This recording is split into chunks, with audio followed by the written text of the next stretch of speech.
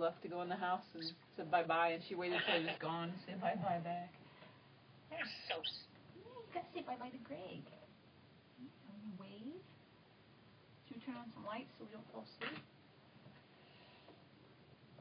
How's that? A little bit of light on the subject? Nutri-berry. Nutri-berries are some good stuff.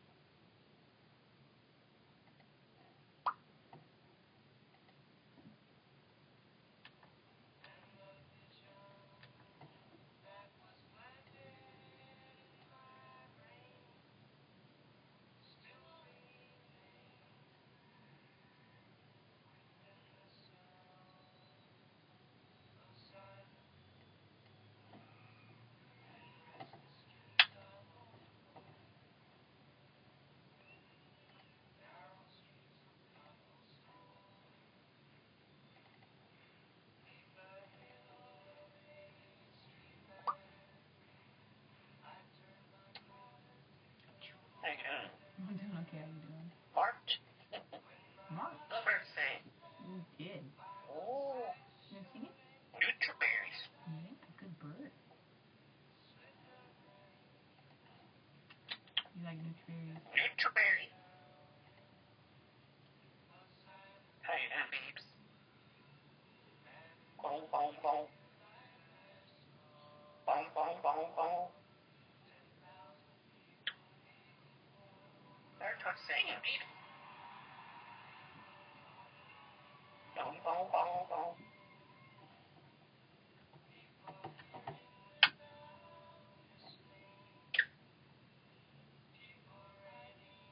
Talk about job. What about They're John? so smart, babes. They're saying about job. Jobs. Jobs. You can go to Memphis? Oh. What it is in Memphis right now? Let's see.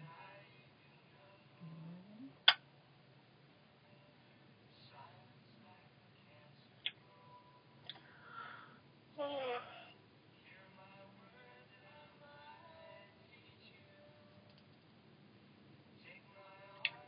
Boom, boom, boom.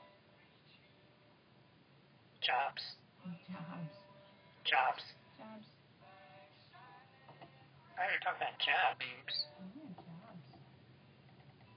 Boom, boom, boom.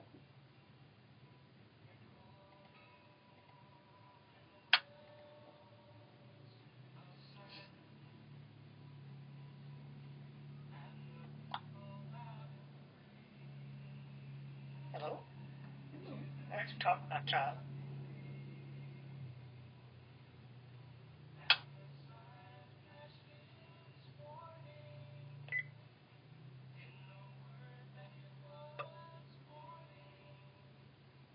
Hello? Hello?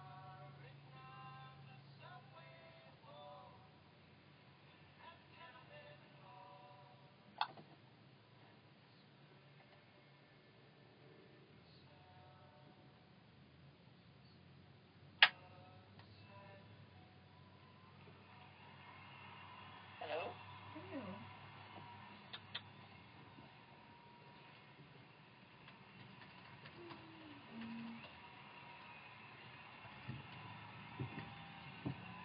Here you go. Anything you can do to format it better too, that's what you're doing. time to look over what I do? Yeah, Okay. I don't have to leave by about 20 after 1. Okay. What about invoicing and collections on the first section of the workflow? That's a good idea, yeah. Did you get all the way up to the product being made, but nothing afterwards? Yeah, that's a good idea.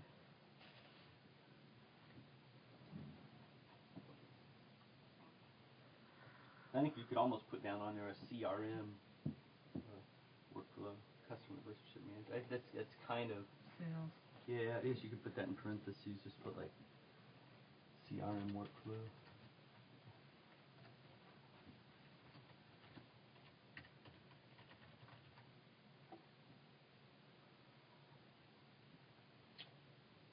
I think that's kind of important because I've been noticing that there's a tendency to think of the CRM part outside of the sales orders rather than just extending the sales to like basically have more information.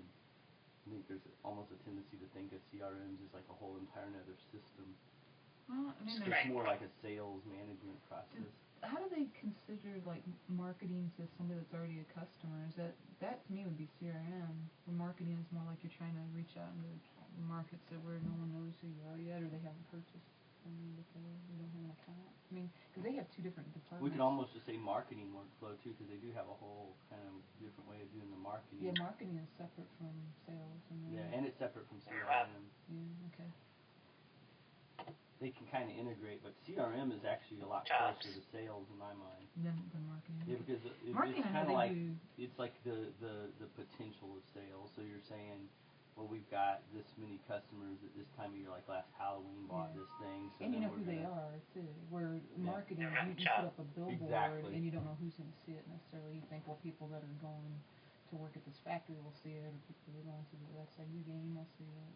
Yeah, I think marketing could almost go last on the list in terms of, in some ways, that could almost be considered a priority because I don't think, like, marketing is that critical to jump in and try to create a lot of automated tools for them at this stage. It's kind of more important, I think, to work on the production and the art, design, and all those flows are like mission critical. Yeah, the only thing I can see marketing being even integrated at all, and that's just when they have when purchasing overbuys something, because it's on discount, and then they need to market that they have tote bags or something that are cheap. Right. Just to, like, in general, that's true. So you get. And actually, most of the add-on modules when they do marketing, it's like around like you put in like how much money you're spending on all your different TV ads, your newspaper ads, and all your in target areas and things like that. And so that's kind of where Silkworm probably does have where each month they have these campaigns running, and it keeps track of all that. And then now they're tying them into internet product. Marketing, so you can have Facebook campaigns and Google campaigns and things like that.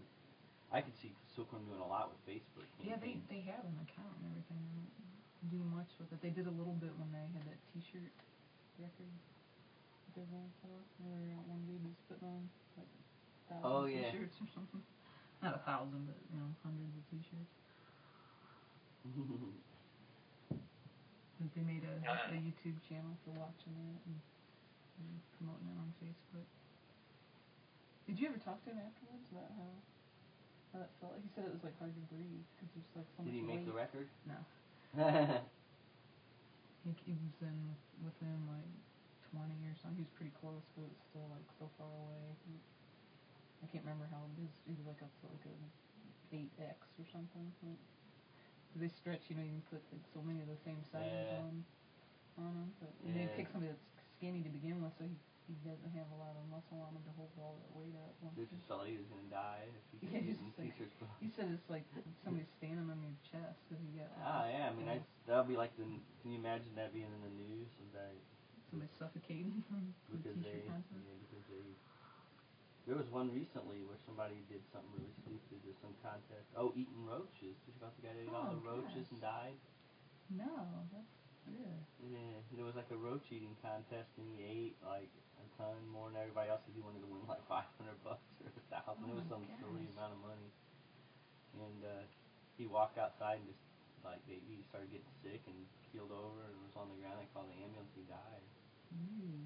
And that's like from roaches. Yeah. Eating too many roaches. Well, I think he made the Darwin list for that. Yeah, they still don't really know why for sure, because they said there's not really anything specific, toxic about them. Yeah, I was just thinking that there are cultures where they'll eat, beetles and roaches are basically the same thing. They're a specific type of. They think he might have some type of allergy to something in them.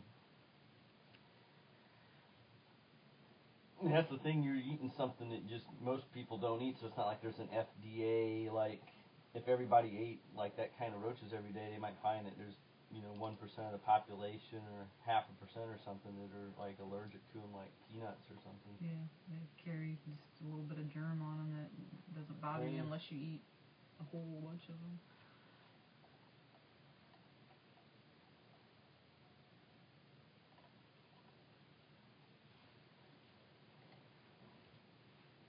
Gotta be careful with contests.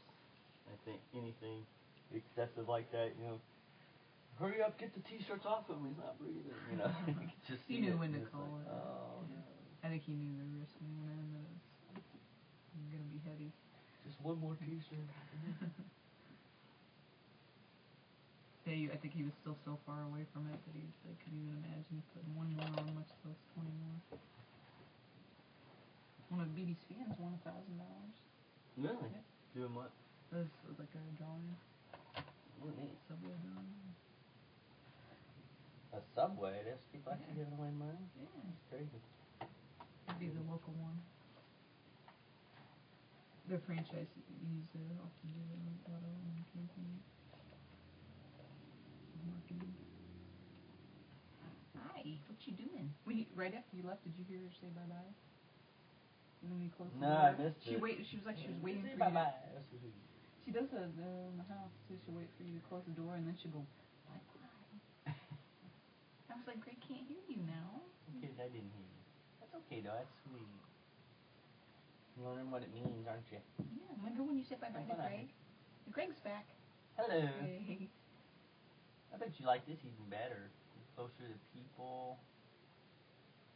That's the most important thing, right? There's stuff we need to bring out to like your squirt bottle so you can take a shower. Ooh, gotta take showers. Because with all this like the space heaters, the air's gonna get dry. Yep, dry your true. skin out, and then take shower. Take a shower. And need little almond slivers and your color sticks. Because you need to bone up on your colors, don't you? Gotta bone up on those colors. This is red. I like red. Circle. What color's the square, Greg? Is it a blue square? Blue square. Yeah. That's right. We're thinking about the colors.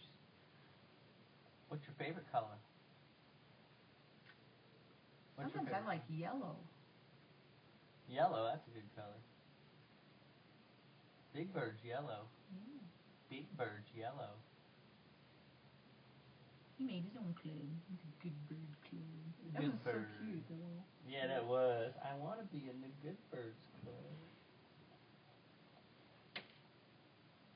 I was under the impression that, I was under the impression that their skits were a lot shorter, because kids have kind of shorter attention spans, but that's good that they're still doing ones that are like 10 minutes long. Yeah, that's actually longer than most adults can sit through.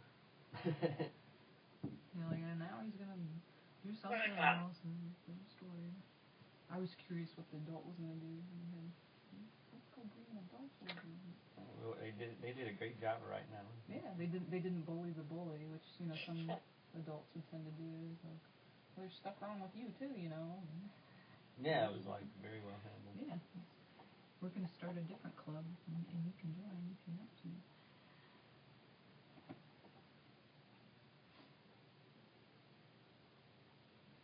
Hi, bird, pretty bird.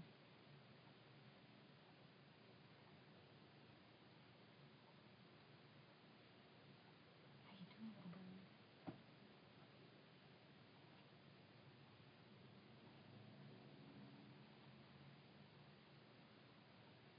The birds are.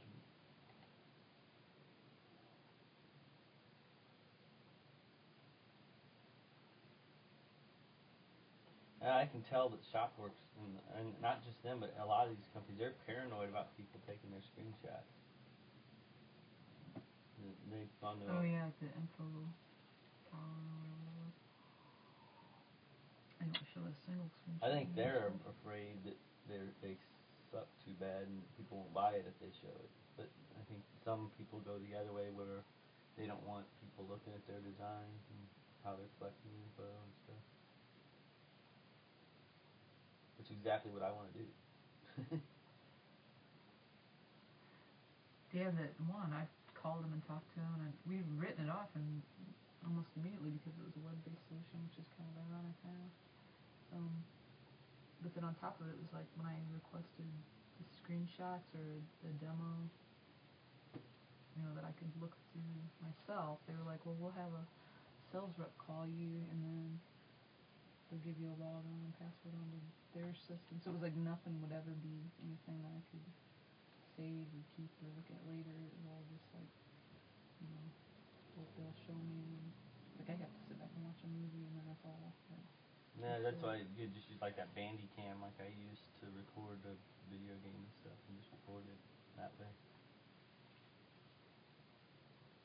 I mean, the way I see it is, it's like, as long as you're not like reverse engineering code or something, that's just they got to live with the fact that people are gonna want to research the best software that's out there before they start building their own. Yeah.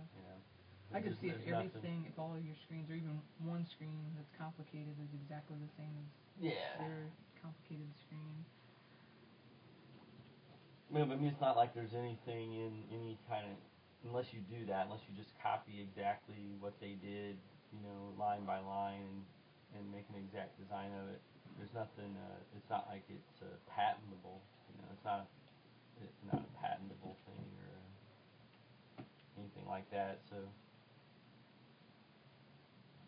I mean, that's what, Walmart researched how other companies did their everything else before they did it themselves by interviewing employees that worked at other companies and looking at the documentation they could get. And they do that at the big company level. You don't want to, just be building something in a vacuum. Do your deeds. Anti-deeds watches what the people do. On the bulk purchase orders, you say option to batch purchase orders into a single sales order? Did you mean purchase order? Purchase order, that's right. Because currently it takes a single sales order. Yeah, that's very simple-minded. I can't hardly believe they designed it that way. Yeah, I can't either.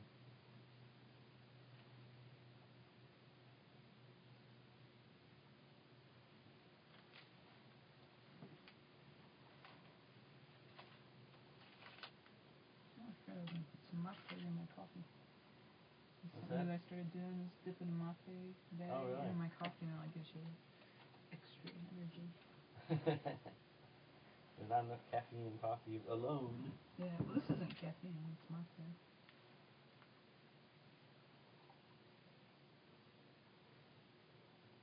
I mean, it does have some caffeine in it, but it's got other stuff too.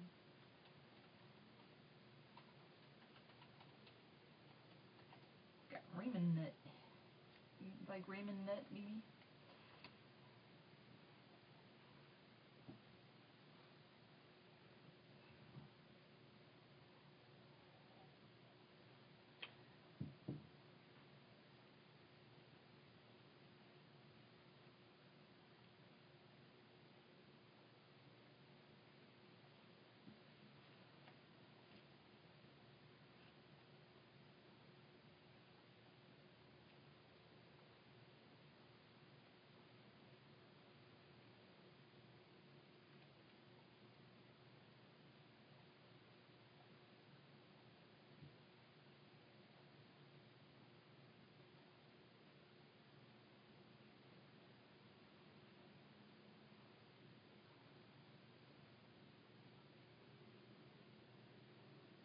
I'm not sure I get the size. Is there something wrong with the way it handles sizes? Well, right now it doesn't do it horizontally. Oh, the grid. Yeah, so maybe, if you can clarify that, because I didn't realize that.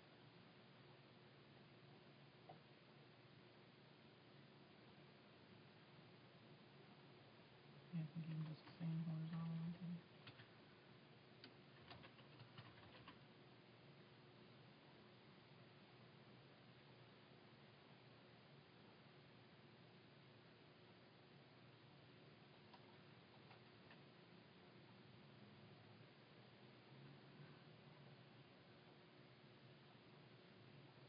BB's medicine company, the apothecary, they sent mints with their latest one. Like breath mints, like bitter mints. Oh. I thought that was kind of odd. After you take your medicine, you might want a mint.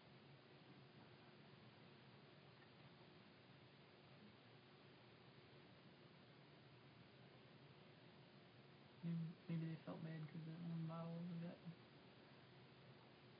missing.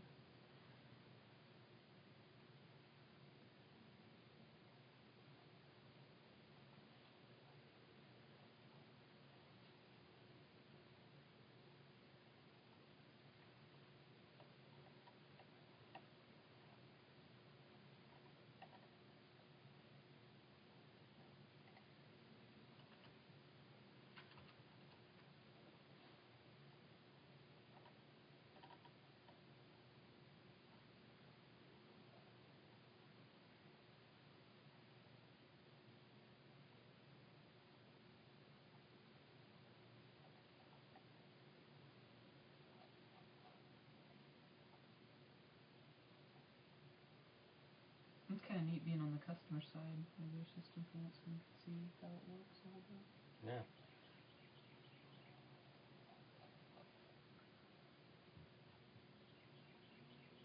And you know the person that you were corresponding with was that one girl that Yep.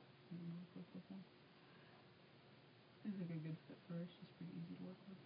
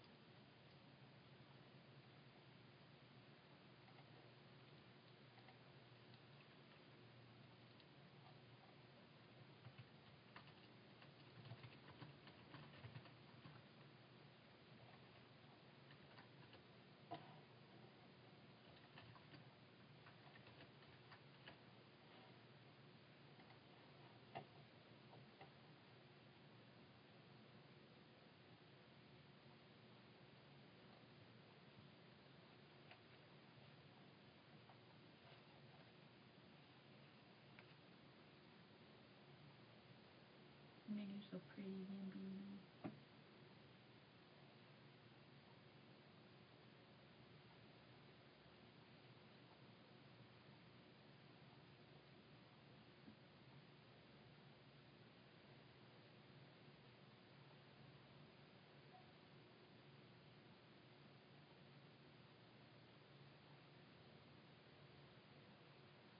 The way you see their modules, does it seem like when you make a custom one, like you can build, like take one that's already existing and like clone it and adding Right, new yeah, stuff and that's into kind it? of how it works, is that you don't think of a module as just all by itself. You could, like, have a module that It's adds... almost like a subclass. You can subclass it. Yeah. So you could have, like, a module that on every form it adds this one thing to it. Or you could Like have a module hotkeys. that adds a little bit to the inventory system and adds a little bit to the sales system and adds a little bit to this system, so it, like, spans across all the modules or something. Did you ever look for a hotkey module? See if anybody... Let me see if I can find something like that. Yeah, put that in there too. Oh, did you get that already? I didn't get down to there yet. Yeah, I didn't put hotkeys in. That's a good idea, though. A hotkey module. So that kind of spans the whole thing.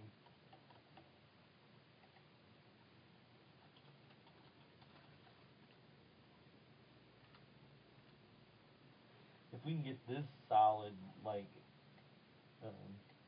this big list of things that we want, then we can forward it on to some consultants and some people that already know how to write OpenRP modules and get some estimates. I might make it a category just system-wide, just to... maybe not. That's all I know if I don't... I could see on the reporting side that we have, we need to be able to print to the label printer, like directly, and not go through PDFs. Or go past PDFs. But I know they've already got modules like that. Yeah, because the label printer's not going to understand what the PDF is.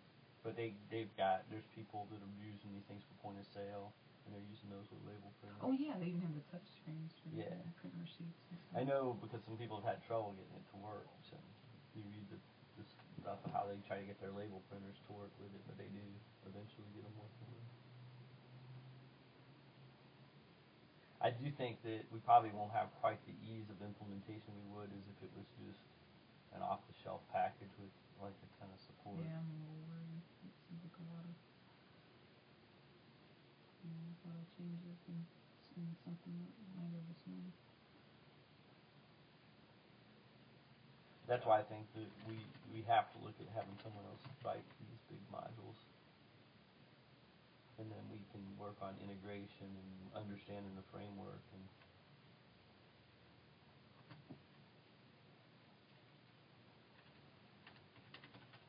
And what I point out to them also is like what you're doing right there is kind of not a bad analysis of what kind of Silkworm's specific needs are that aren't in a generic system, so it kind of helps.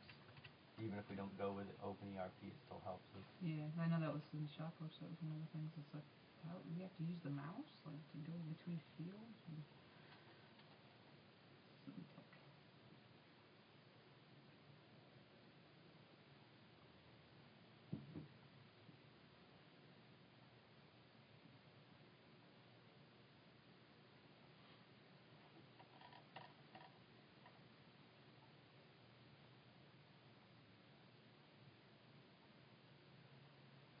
And I put in hotkeys, it didn't find any. Shortcut might be another term. That's another thing too. Is in Europe, some other terms might be slightly different. Well, that president, that Fabian guy, is got such a thick accent. Yeah, he does. It's like his voice seems to change when he speaks English. When he's talking in French, his voice seems a lot deeper, but when he goes into English, you can tell he's like really tensing up his throat trying to get the pronunciations right. Yeah. I can see one of the other issues is that acceptance and the reality of that they've just figured and determined that having the name just be all one big field is better than dividing it up first name, last name. And that design decision has an impact on a lot of people. You know what I mean? Yeah, I'm thinking how the Worm does theirs too. They're in company with one name. Yeah. That's kind of how they, we take a first name and last name field and combine them and put them into the company name, and that's really the first field on the... Yeah, in the contact list, it's just, I think that the idea is that you don't ever search for just last name or first name. You just search for whatever, and it'll show you, because of the way the searches work inside in that Python stuff, or not Python, but really post GRE, is that it's looking inside there anyway. In other words, you don't have to have it like indexed by last name and then indexed by first name and search that way. You can just ask somebody their name and punch it in, and it should find it. Now, what if they don't have? What if it's not a last name, first name? What if it is a company? Then that would work the same way. I think that's kind of why they did it that way. But there are people bent out of shape on that, and it's not always an easy sale in large, big companies where you could just have some people in the marketing team that are, what? That's stupid. That's crazy. Because you get into trouble where you want to say like someone's name, Mr., Mrs. Yeah, but in the current system they have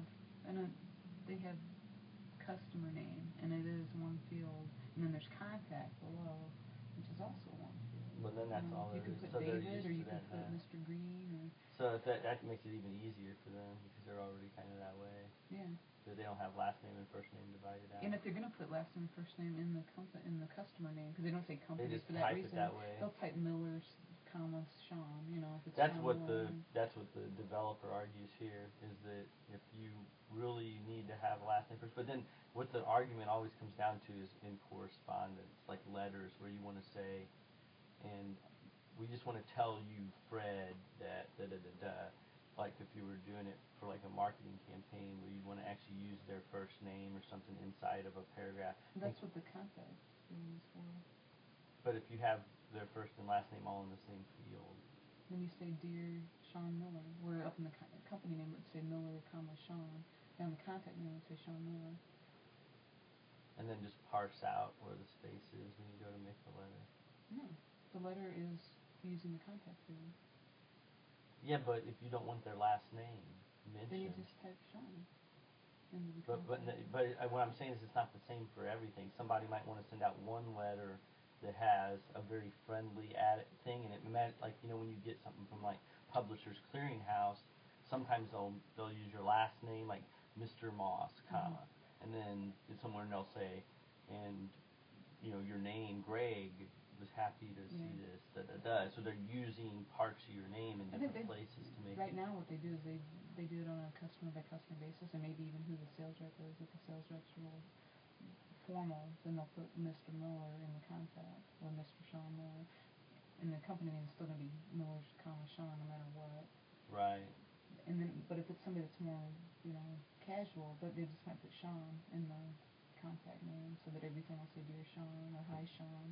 Yeah. Well, I almost do think the most important thing is that the company keeps it consistent, because then that way you could parse out the first name if you really needed to.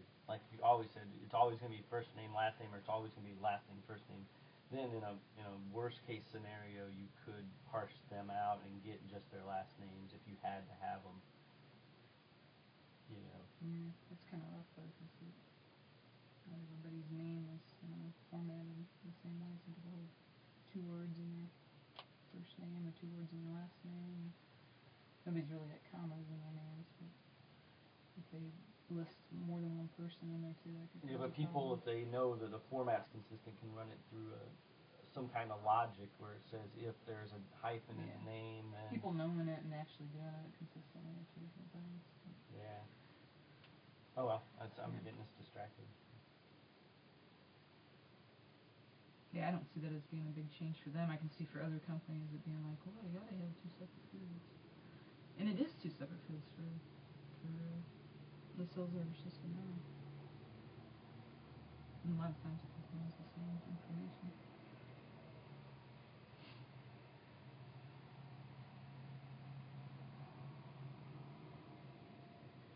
Is the event management maybe part of the CRM?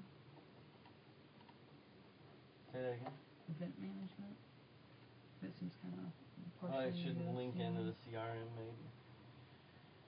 Yeah, it is. I mean, that's a component of the CRM. Yeah, that's kind of like an add-on that we don't have right now. Yeah, but I think I put in there that it could be extended. We might not have to write anything. It might just be about configuring and writing and adding the right add-ons in. I'm not sure we'll have to do a completely from scratch module to do that.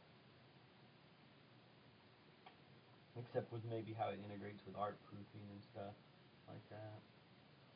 We want to see all the art that's been proofed for certain. Okay, so it kind of would link into like the I forget what it's called, like the to-do list kind of area. Yeah, the project manager is how I see it. I see you create a new project. When it's time, an event would just be a project, and then you can have all your tasks in there and set when they're due. But we just need to be able to attach the sales orders, and I think there's already add-ons that do that. It's just a matter of configuring the right add-ons. There's a ton of add-ons for the project manager. We just have to sift through them.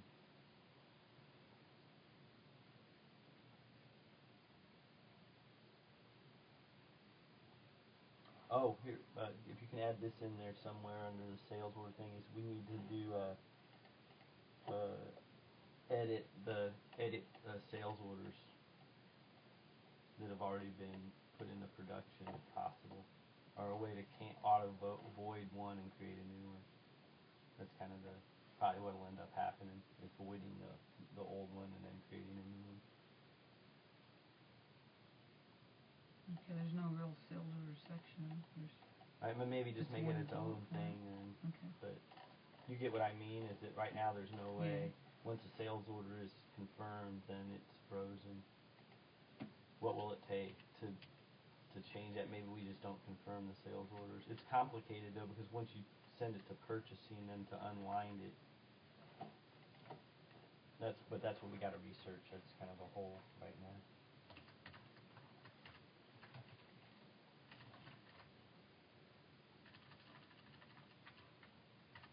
I can add it under sales. Let's do sales orders.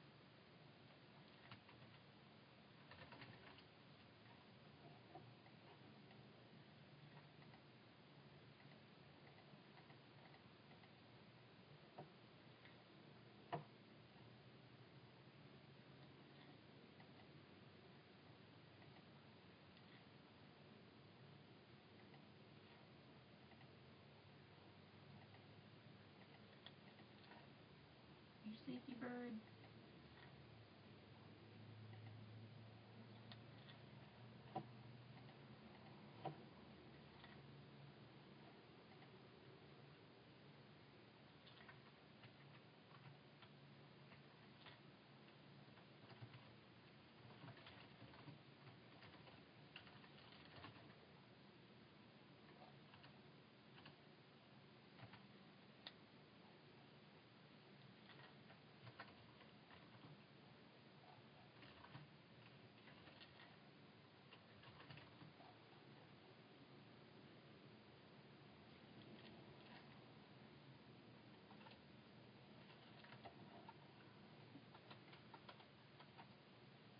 What is it? Is it confirmed? Is that what they call sales orders that are like no longer marketable? What like? Changeable, yeah, confirmed, yeah. Okay. Once the sales order is confirmed, it's locked, because that means that they're going to make purchasing decisions on it. That's going to go into all the workflow and everything like that, and it has to be kind of like frozen. And so we got to look at how we can. Yeah, I got it. I just didn't know if confirmed was the term I was looking for.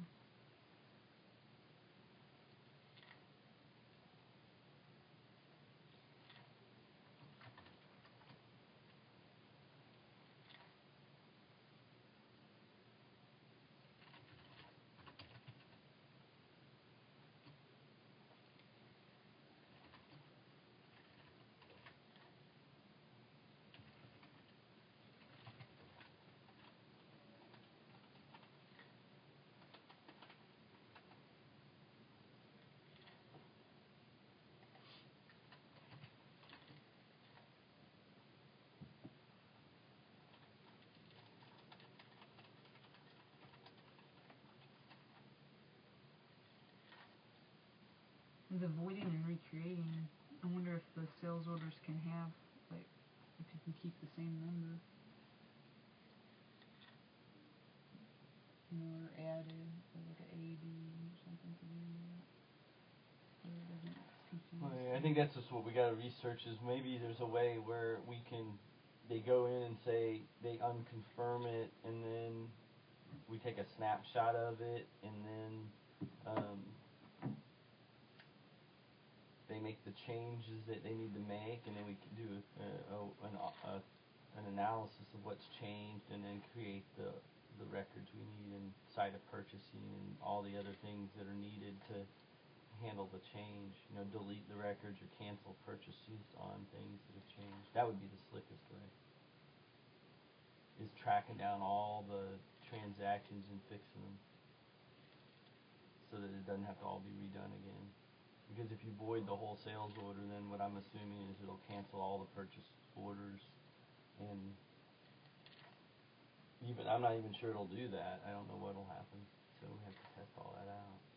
That's complicated. We don't have anything like that now, so it's new, but there's other systems they'll probably do that a lot more elegantly than this one. There might be add-ons that'll do it too. So, but we need to put that down there, because that's a huge hole right now that I don't know about.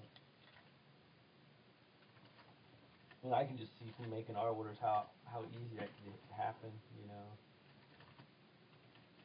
I approved the art and then I changed my mind and unapproved it and then asked for a change. And that probably happens all the time too.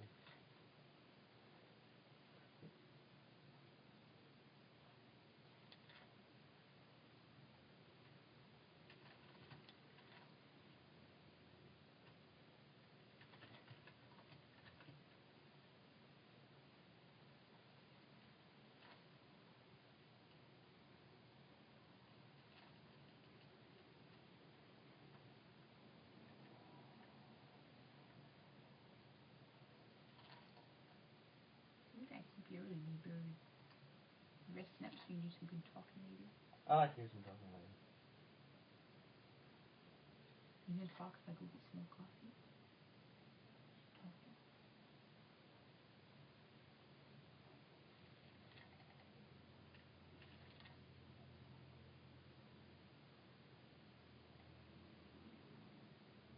Maybe stroller is shipped.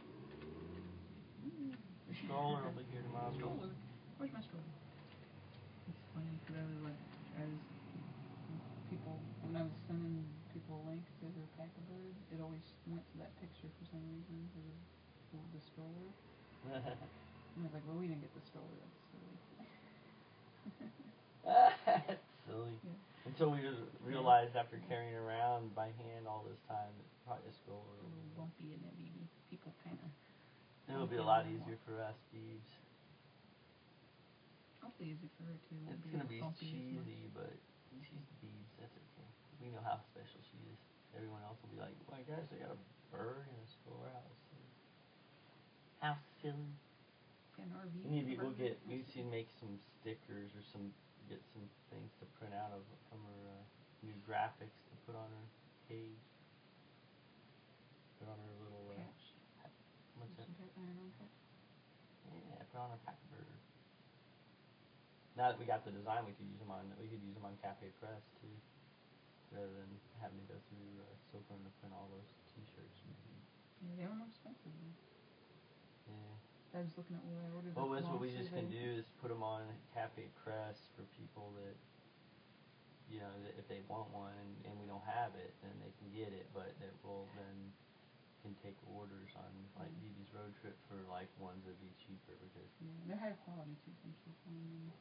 Cheaper and higher quality. Yeah. Much higher quality actually. It'll last a lot longer. Oh yeah, definitely. Real printed T-shirts. That's the difference. But we almost really need to be ordering them like 25 at a time. That's the problem with it. Like in the past when we looked at getting BB T-shirts made, it was kind of like everybody wanted different sizes and colors. Long sleeve, short sleeve. Place the order and then someone's like, oh, I want one too. We can once we get them and we can put up a thing like an order form and then just first come first serve, and once we run out. Once a month or once a quarter that we place the order. And what we really should do is try to build the portal to hook into OpenRP and be like Silkworm's first like test reseller of products, storefront. That might be actually something to talk to them about. Because what we can do is just they don't want to print one off, so it's really hard for people to order. We have to think about how to do that. That's what we would do is we'd stock the store with a certain quantities. We'd order from them. Yeah, that's how the line and all. And then that is kind of unique. I might talk with them about that today a little bit. That's a good pilot project we can work on while we're on the road trip. Figure out how she's kind of one of those markets so that once her fans have the shirt, that they have it and it won't be a lot of turnover. You know what I mean? There won't be a lot of new. I don't know. I think it depends on if she's it'll getting start new to, people. Well, it'll start to go down a little bit. I think it'll depend on how visible the road trip gets.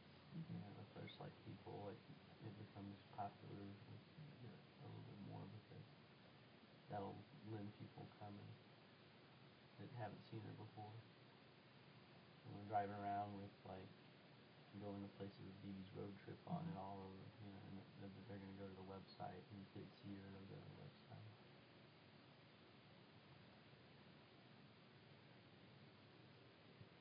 I'd like to get some stickers too for like the doors and windows and stuff that say that there's surveillance. You know. That's a good idea too. Mm-hmm. Some surveillance. I mean, we do have surveillance. Yeah, so that people know they're under surveillance too. Yeah, just because I picture her gone and I, you know, can't believe she's with us, but you know, we just have to come back and have your computer around. That's true. Yeah, my computer. It would be a bummer. Plaster NRA stickers all over. Yeah, why did the front, it says like Navy or something? Why couldn't it be a Marine? Special Forces. Yeah, Navy SEAL is pretty tough. Sheriff's Department.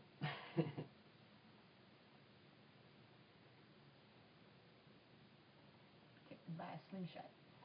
What do you think, Beebs?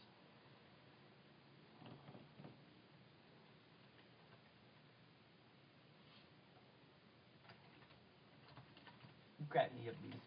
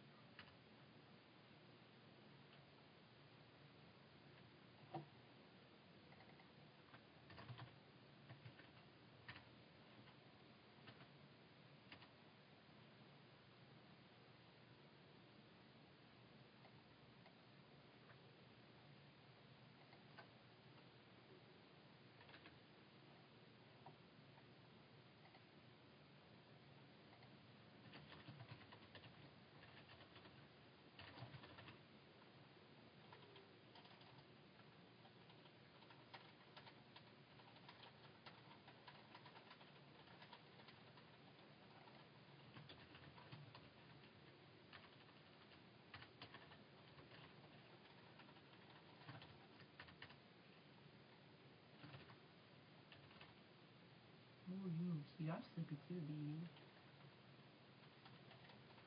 Have to get you some breathe right strips. Oh, or thing on your back. Did you sleep pretty well this night? No, I did not.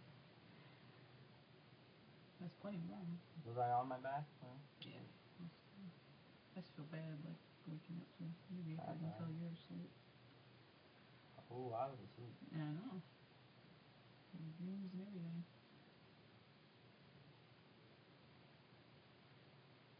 I remember that shock. And not that.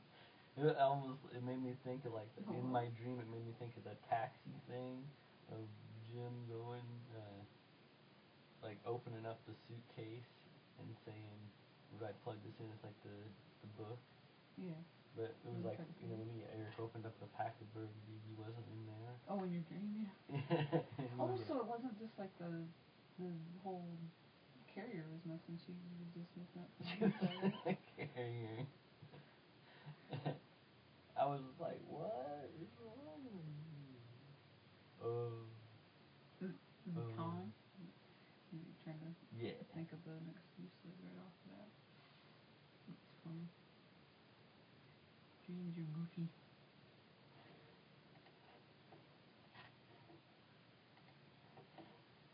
Being a sister, I don't know how many dreams I've had of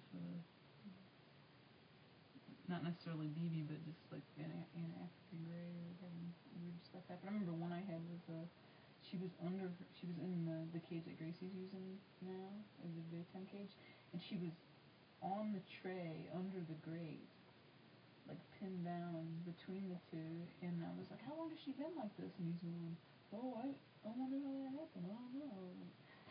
It was just like, what is going on? And then there was like no effort being made to like fix it. And I was like, so I was like pulling off the tray and lifting it up. Oh, poor baby. She was just like sitting in there, just.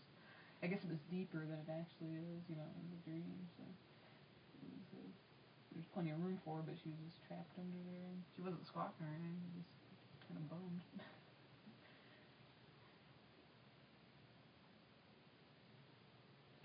to another one, a house where there was in another dream, somebody that had a parrot. We were looking for BB because BB flew off or something, and we were looking around their house, and the people that lived there were like really mean to their dog. They would beat their dog, so we like kidnapped their parrot. Sure, if they were that mean to the dog, they're probably not good parrot owners either. So we kind of kidnapped the parrot, and we had plans to come back later and rescue the dog too. It was like one of those just sneaking around some stranger's house. Only a dream. Yeah, it's amazing how vivid they can be. How quick something really good can be going on, and everybody's happy, and then suddenly it'll just turn to garbage in just like a matter of a second or two. How did this happen? I couldn't believe how he opened it up funny. if she wasn't in there. It felt so real too, because it was like right here in the RV, and you'd come back with her. It's pretty unique to have a dream of it, and after not spend all that much time in it so far. I already know where you're at when you're asleep. I'm not so sure that the whole food thing last night, like you said, the way the behavior was, it was like that didn't have something to do with it. It was kind of a little anxiety there, I think, creeping in. Yeah. In the well. Oh yeah. That scared me too. Yeah. It could have been bad. Yeah, I think he's got a good idea of putting on all police tape would be kind of funny. Just something to hit your legs so you can feel it. I know I almost stepped down in there once. Hi.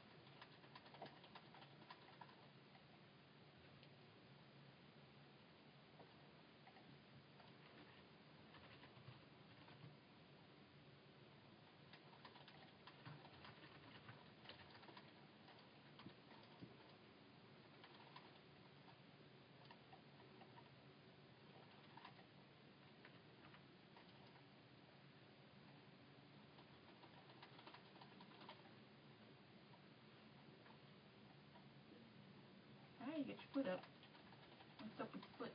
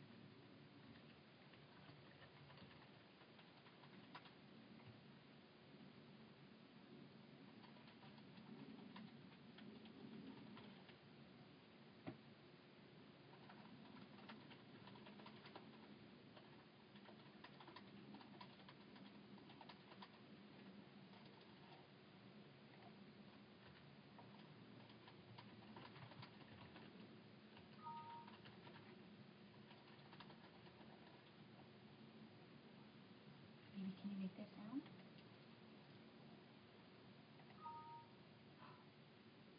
You do that?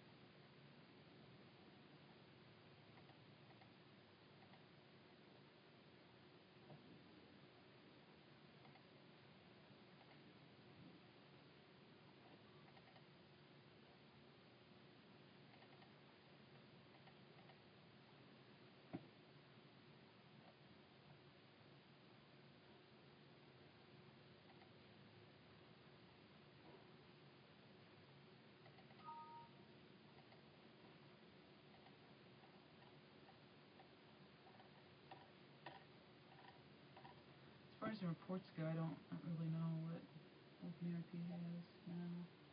Okay, well we'll just say reporting and generic. Maybe go ahead and take a shower before then. Sorry, I just haven't looked at it all that much since.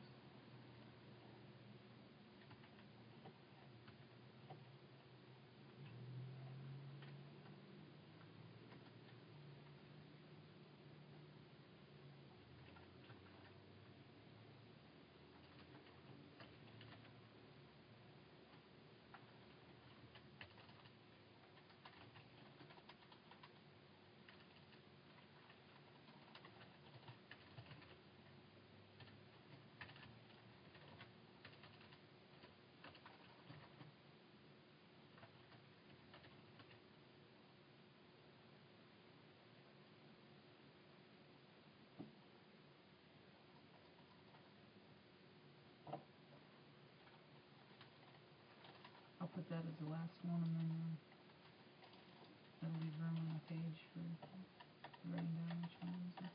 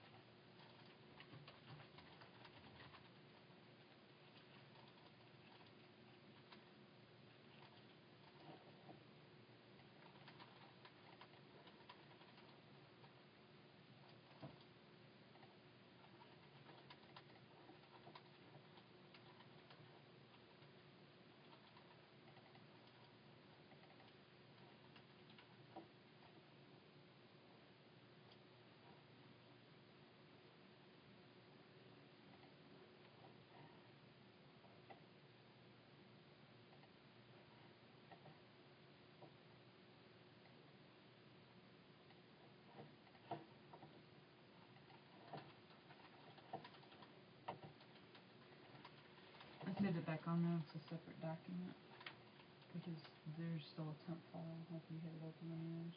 So. Okay. Yeah, it'd be great.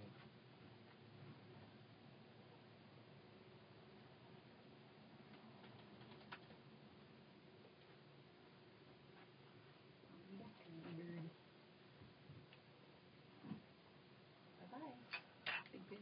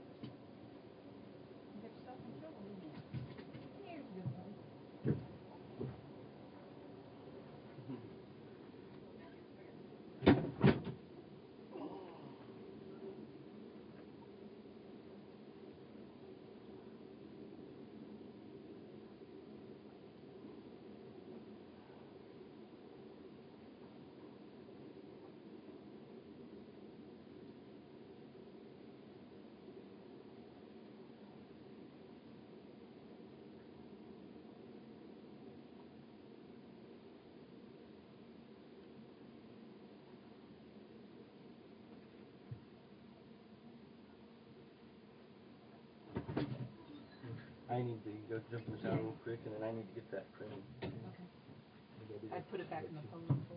Okay, great. She was lost in the folder.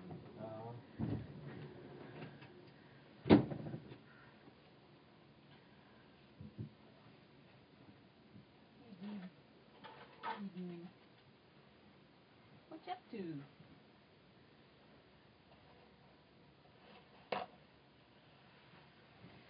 Hi, you're so pretty. I brought your colors out. Your colors.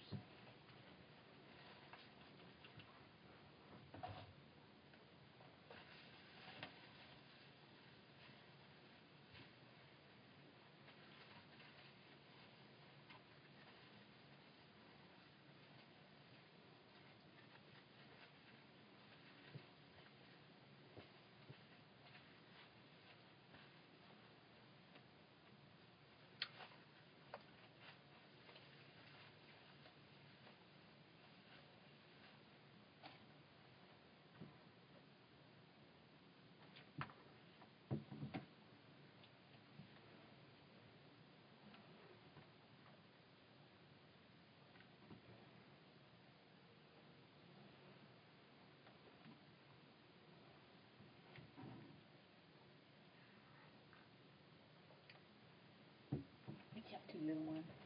You're so pretty.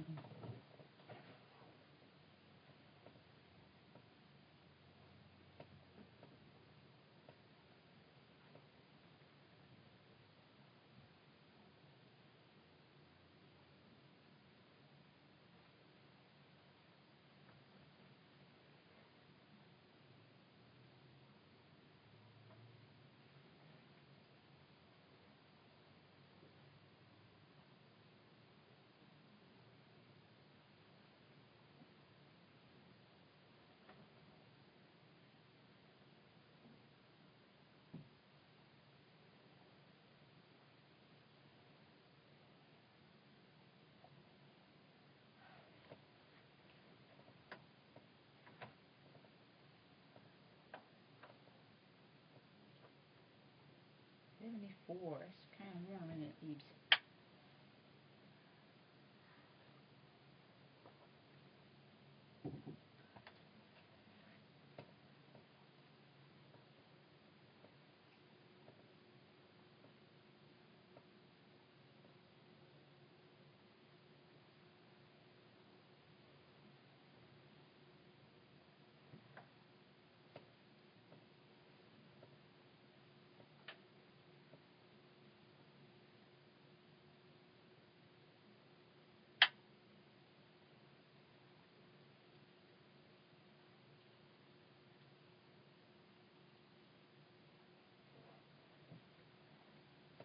How you doing?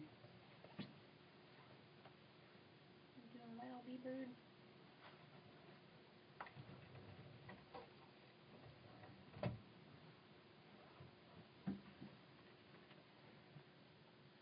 You're my favorite bird. You're my top two. I brought your colors out. Do you want to do some colors?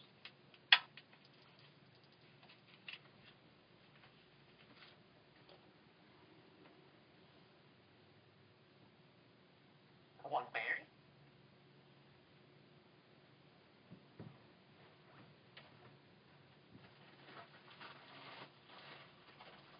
One berry.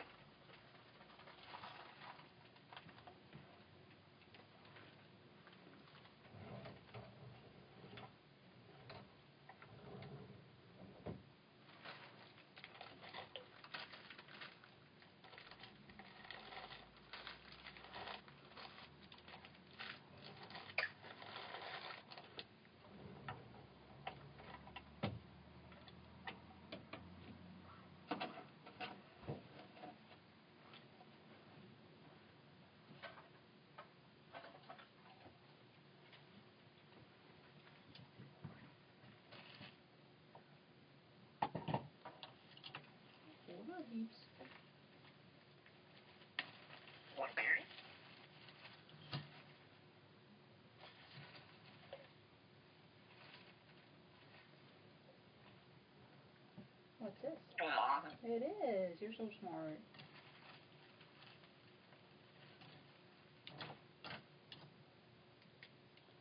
That's some good stuff, huh?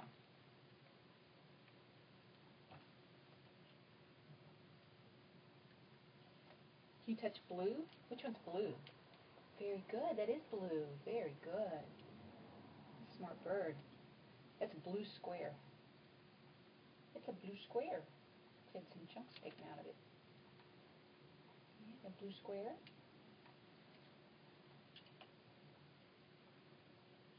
Can you touch white? Which one's white? Which one's white? Which one's a color white? No, it's blue, remember? Can you touch white? Which one's white? Hey, which one's white? Baby, which one's white? Yeah, it is. Very good. That's white. Smart bird.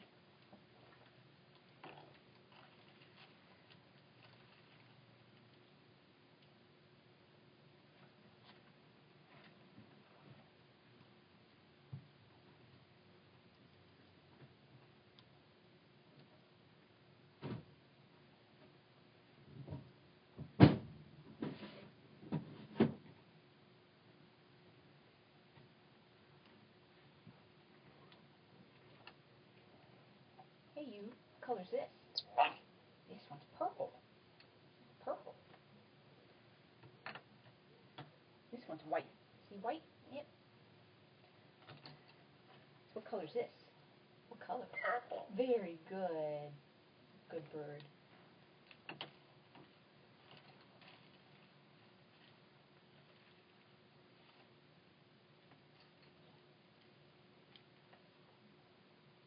You do another one? What color? Oh. What color? Did I scare you? What color?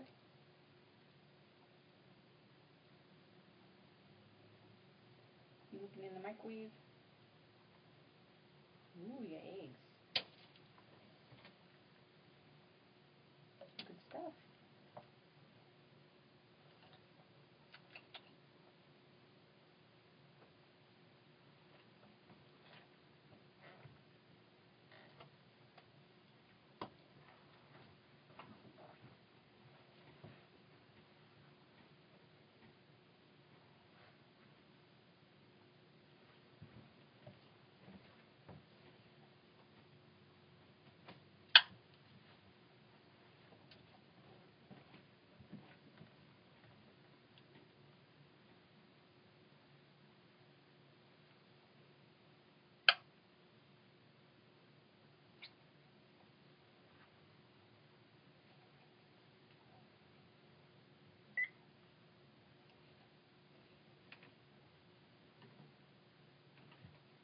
One berry.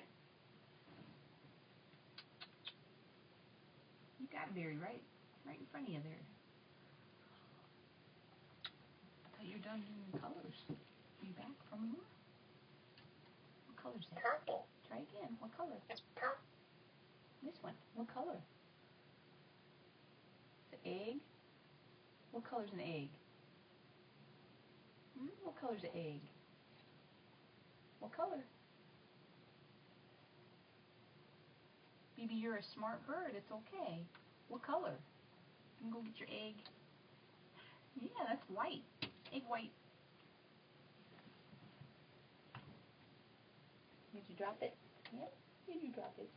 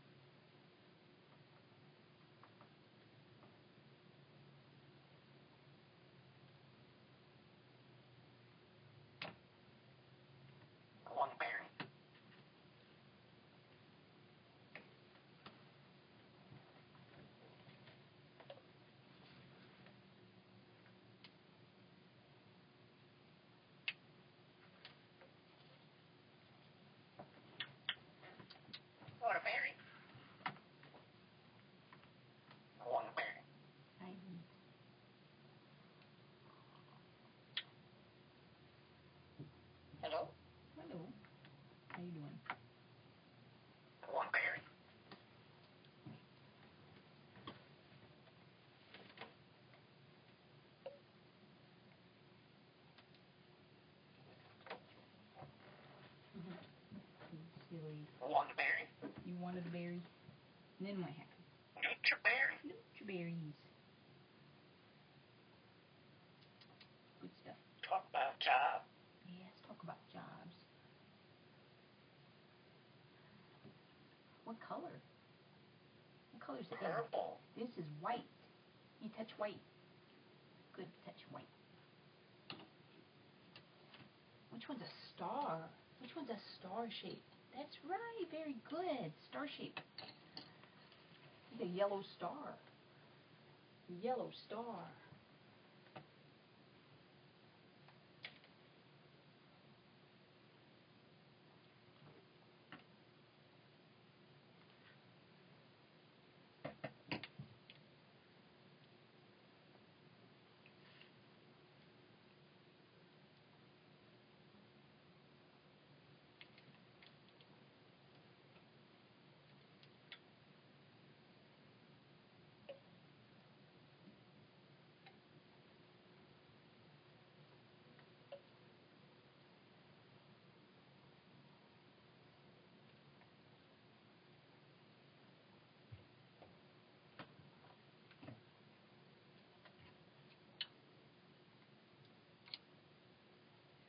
Hello?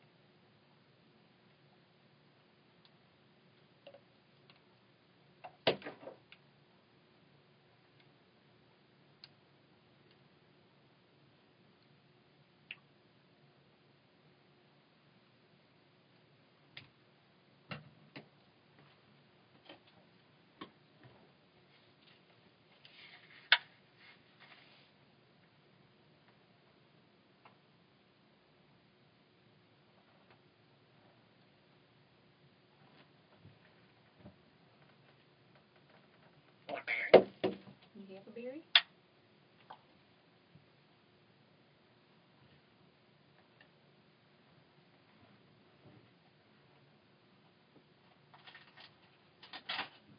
One berry. Berry? I know. Sorry. I know. It's okay. It's okay. Yeah, it's okay. It's okay. We broke a feather. Aww. What happened? Broke a feather on the lawn. You go fall down? Yeah, I tried to catch her. Aww. Now you're mad at me. I'm sorry. You'll be okay. That's nothing but a little better.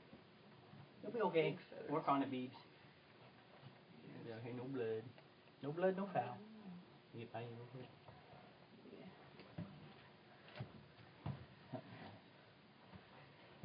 I'm sorry, Kelly. I gotta fly too. I know. Shoot. Oh, I guess this good air here then. Yeah. Have to take her to the vet. I mean, that could cost something. We can probably pull it ourselves. Yeah, you can work on it a little bit? I'm sorry, Beebs. You get a little clumsy. I didn't help, did I? Huh? I'm sorry. Can you work on it? Hold down the lower one? Alright now. That's his shoe. You're right. Be careful. Whoa. Can you climb down? Not gonna hurt you, I promise. Okay. And put your head? Yeah, did you pick a feather? Those darn feathers are in more trouble? Lots of trouble, aren't they? Yeah, you never fall off this perch, do you? Yeah, you get a little adventurous. Here we go. I know. You gonna work on it? Can you work on it a little bit?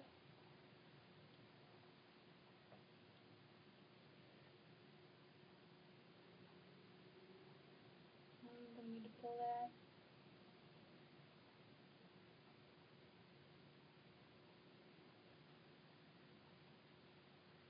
Yeah, do we need to pull that?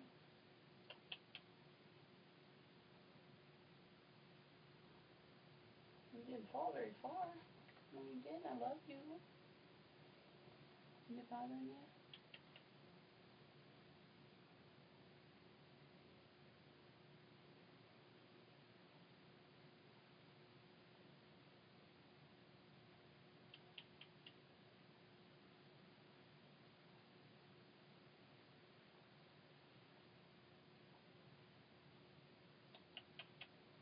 work on it a little bit? Okay, I'll get out of your face.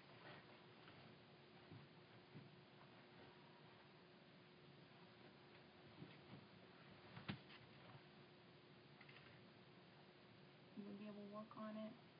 Oh, Beebs. I'm sorry, that was my fault. We're doing our colors? Yeah.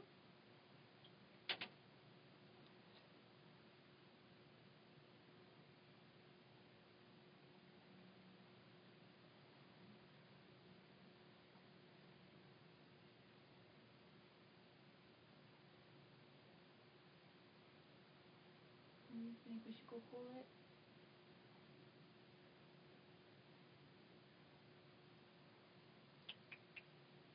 That was one of those long, clunky ones, wasn't it?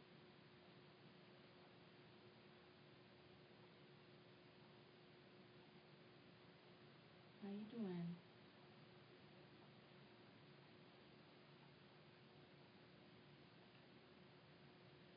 Hey, kiddo. You got one on each side like that, don't you? Troublemaker feathers. Can you pull it? Can you work on it?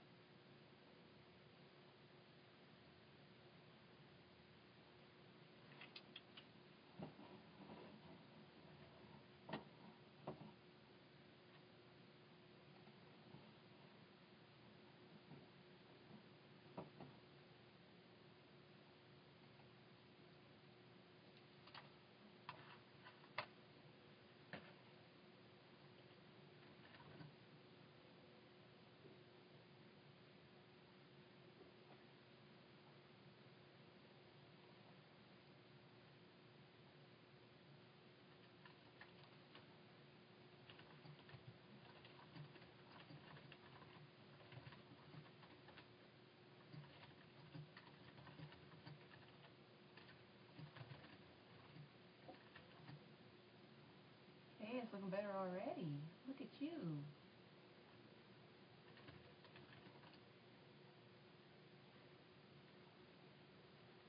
Hey, it's looking good.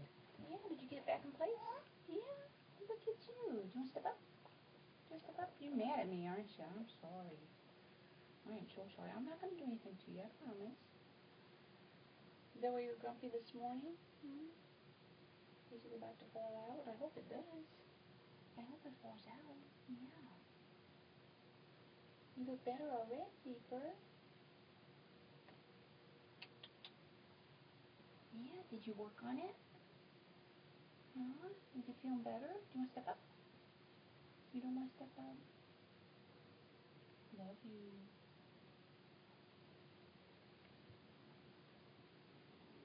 Oh, you're mad at me, aren't you? I'm sorry. You want your berry?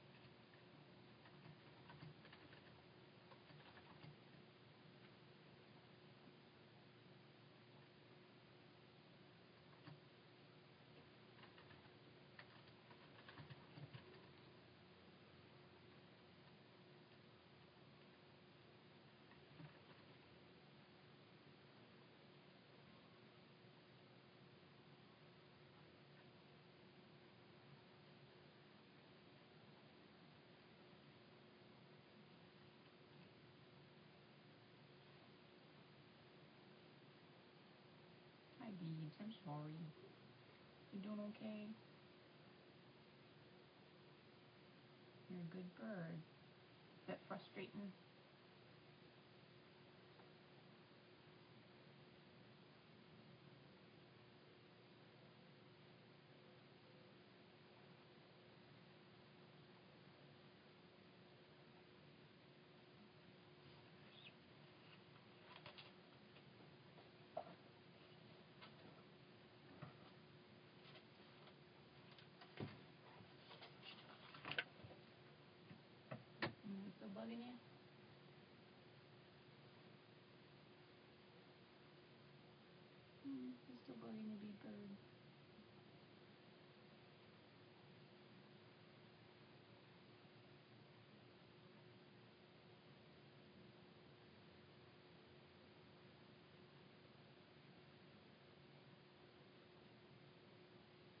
kiddo.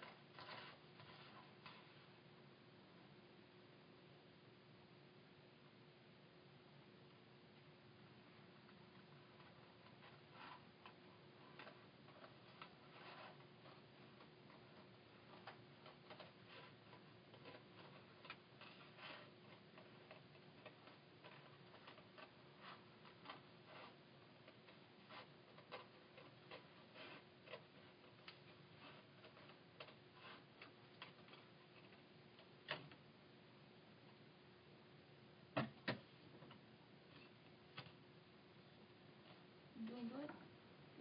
Okay.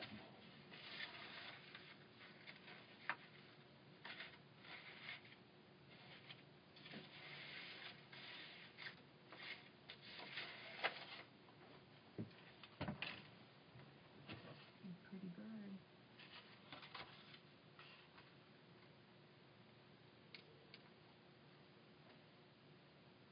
Be careful, you go stunt girl. You feel good now? You do some singing? You up for some singing, Beebs?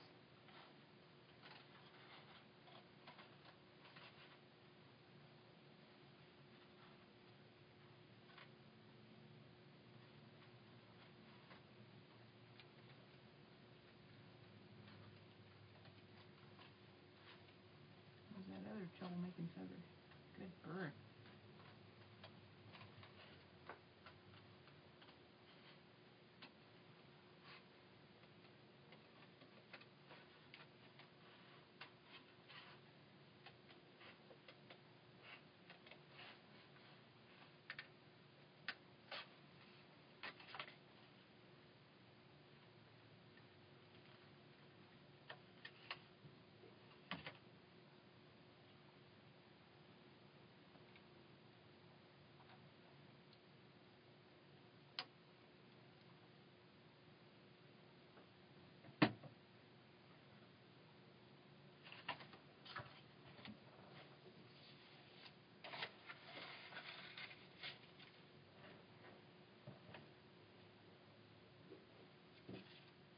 Did you creep?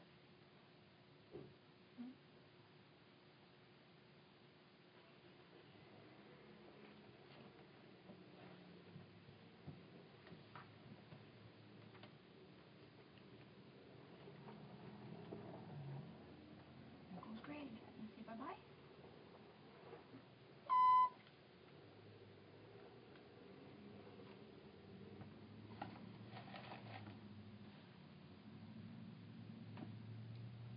Oh, it's bothering you, isn't it? Yeah. You think we should pull it?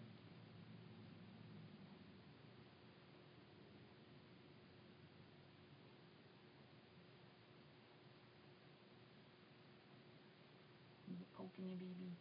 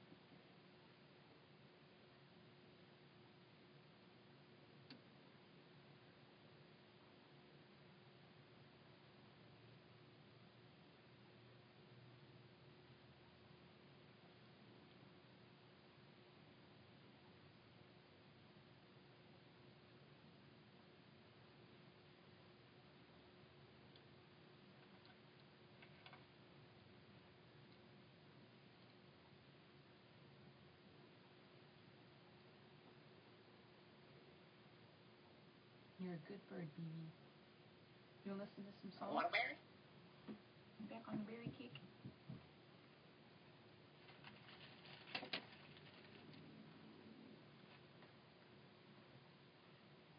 Keep looking at your wing. You know it's bothering you.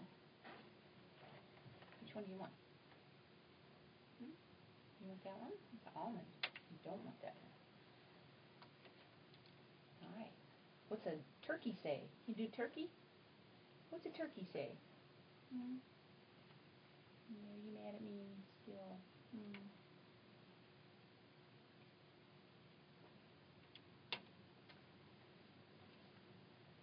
Want that? Want your almond?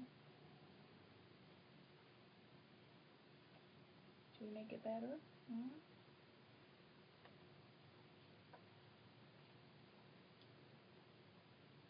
You take your anger out on me. That's okay. You're a good bird.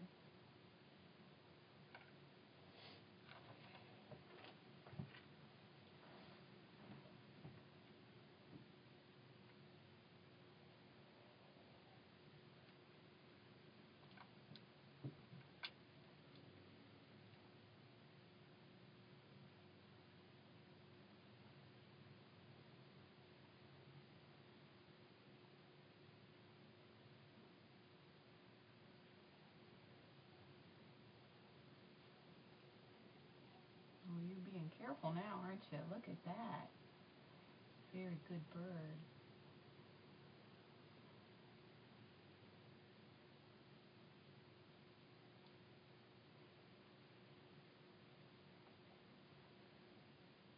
You're a very good bird. Yes, you are.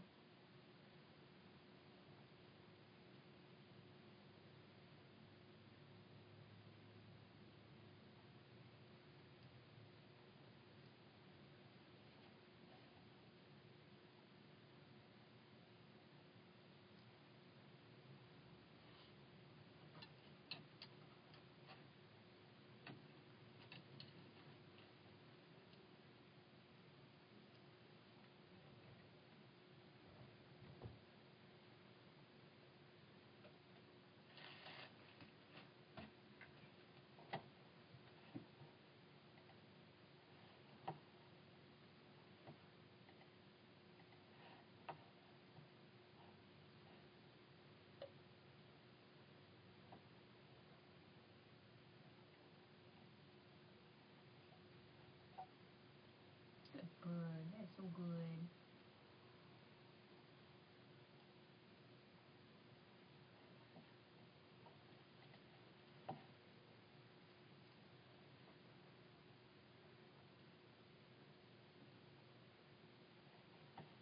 Did you take a little tumble?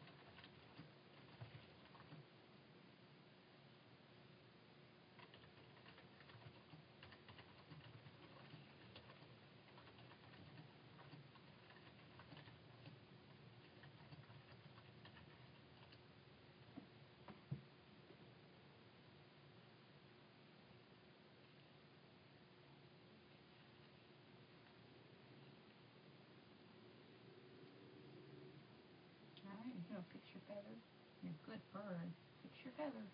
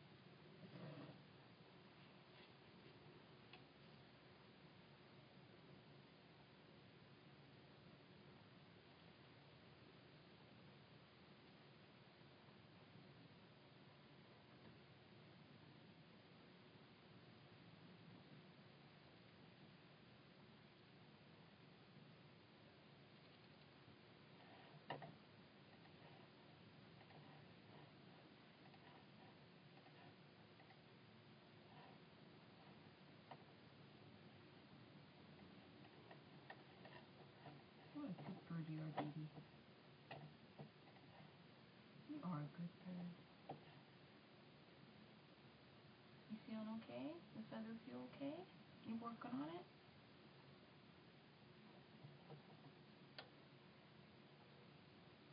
Yeah, that was a bummer, wasn't it? I hate when the feathers do that. You're a good bird. Interested in singing? Are you done with your breakfast?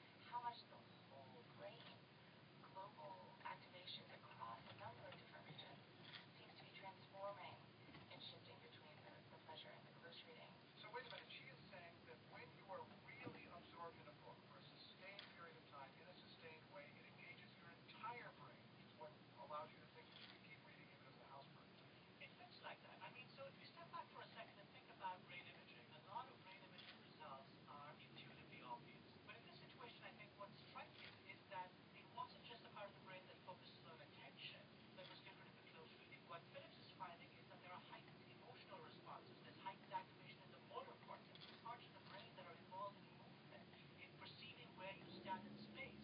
And all of these come to life when the reading is done in this closed manner with close attention. Okay, so what are the implications for us in this world where there are constant distractions from television, TV, and other media? Well, I think what the study is showing, Steve, is that reading with half your mind is not half as good as reading with your full, focused mind. And the implication for kids is, you should turn off those iPhones, turn off those iPads, turn off the television. If you really want to get the experience of what a book is, you need to give yourself time to become completely immersive. And here's Shankar Vedanta here with the results of some ongoing research. Shankar, thanks as always. Thanks, Steve. You can follow him on Twitter at Hidden Brain. You can also follow this program and Morning Edition at NPR Institute.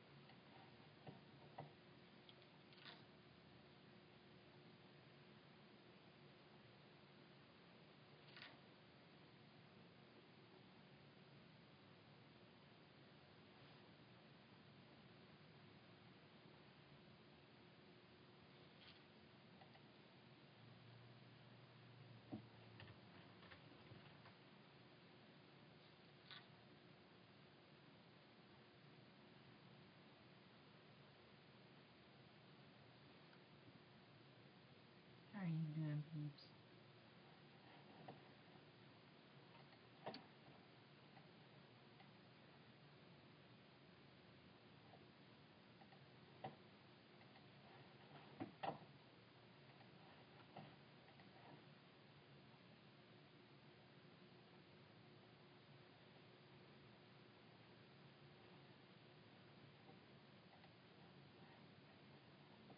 Support for NPR comes from Progressive Insurance.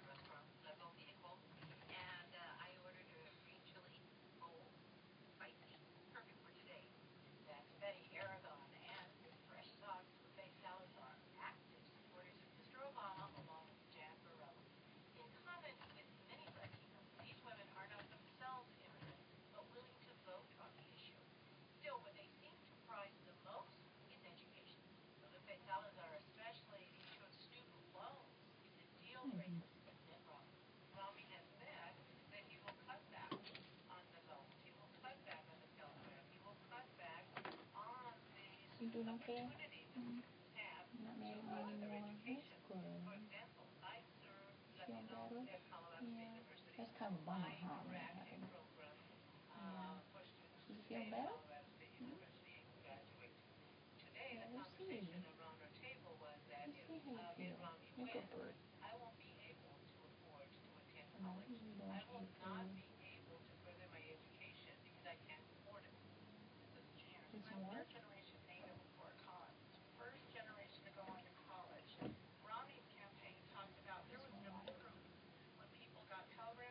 You don't want your water?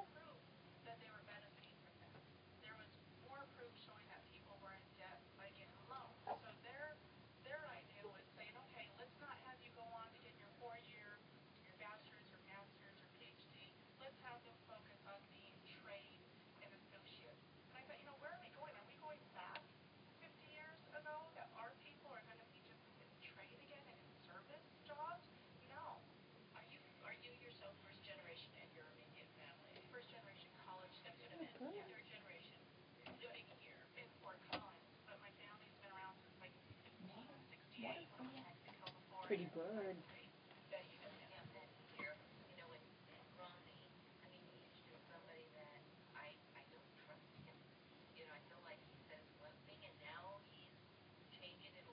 Want your kibble?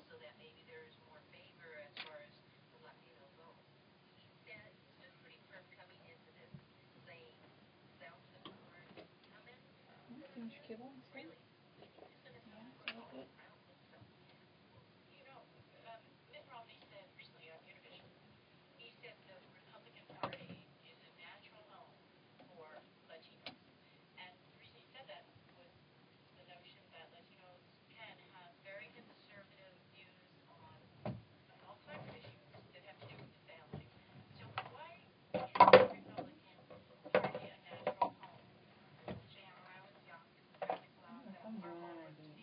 Yep, and Birdie.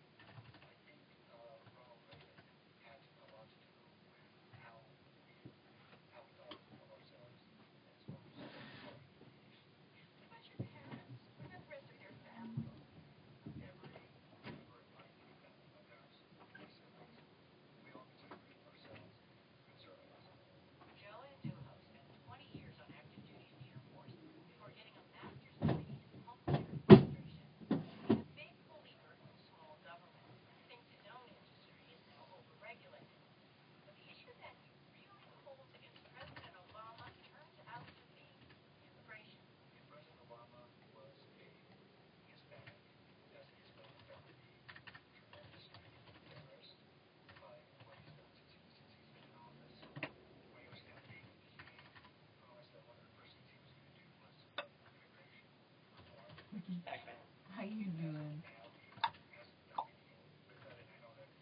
They're talking about jobs. Yeah, they're talking about jobs. That's right. Jobs. They're talking about jobs. Yeah. They talk jobs. And they're talking about presidents. Oh. Yeah. Talking about money, economy.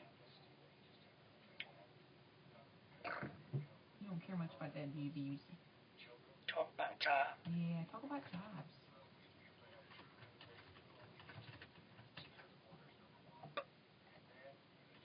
Never talk about job.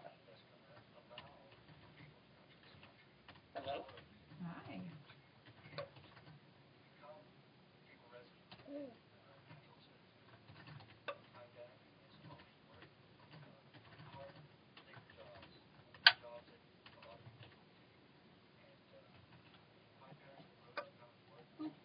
I hear pups.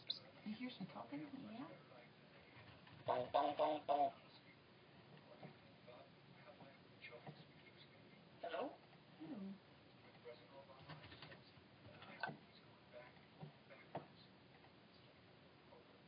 Early voting in swing Hello? state Colorado begins in Hello. 11 days.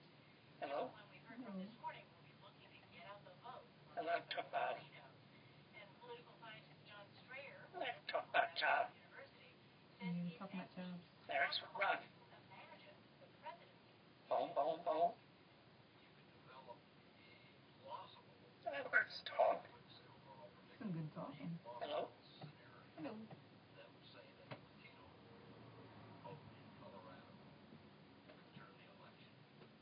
Hello, little bird. And when it comes to how much it matters, turnout is critical, which is true for all the key constituencies in all the swing states. You can hear other voters in contested counties in states that we visited in our series First in Maine. NPR.org.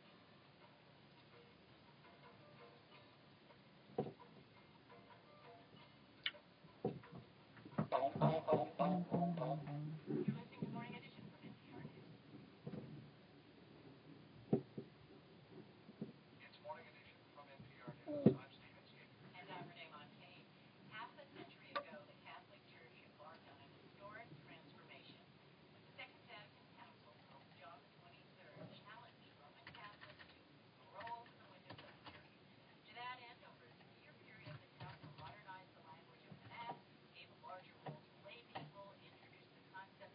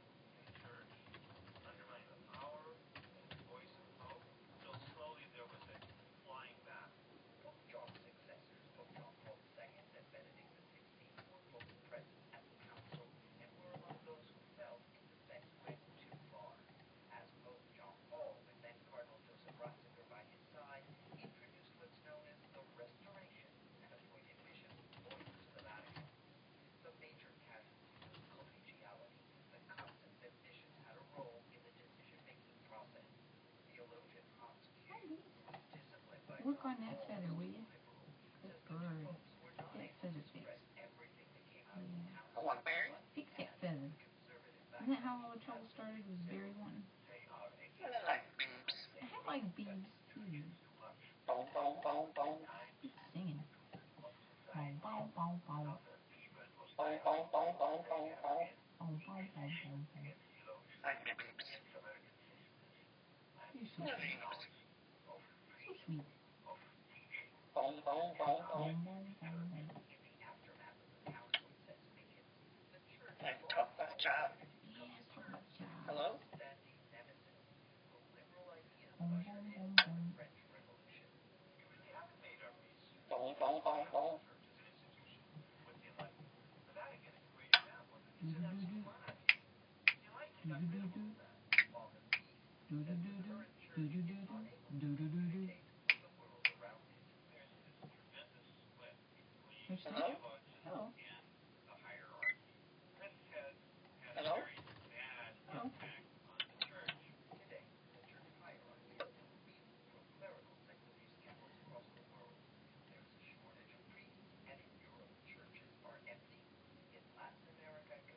Hello? Hello. Do-do-do-do. I like to talk about job.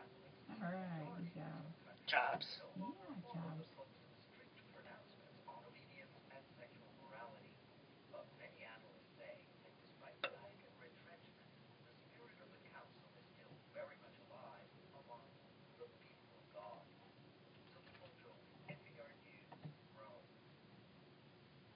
Hello?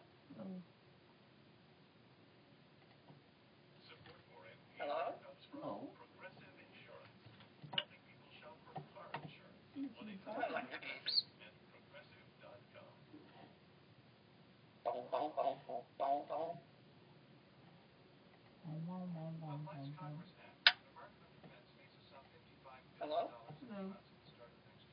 And that brings us to the next installment in our fiscal Cliff Notes series.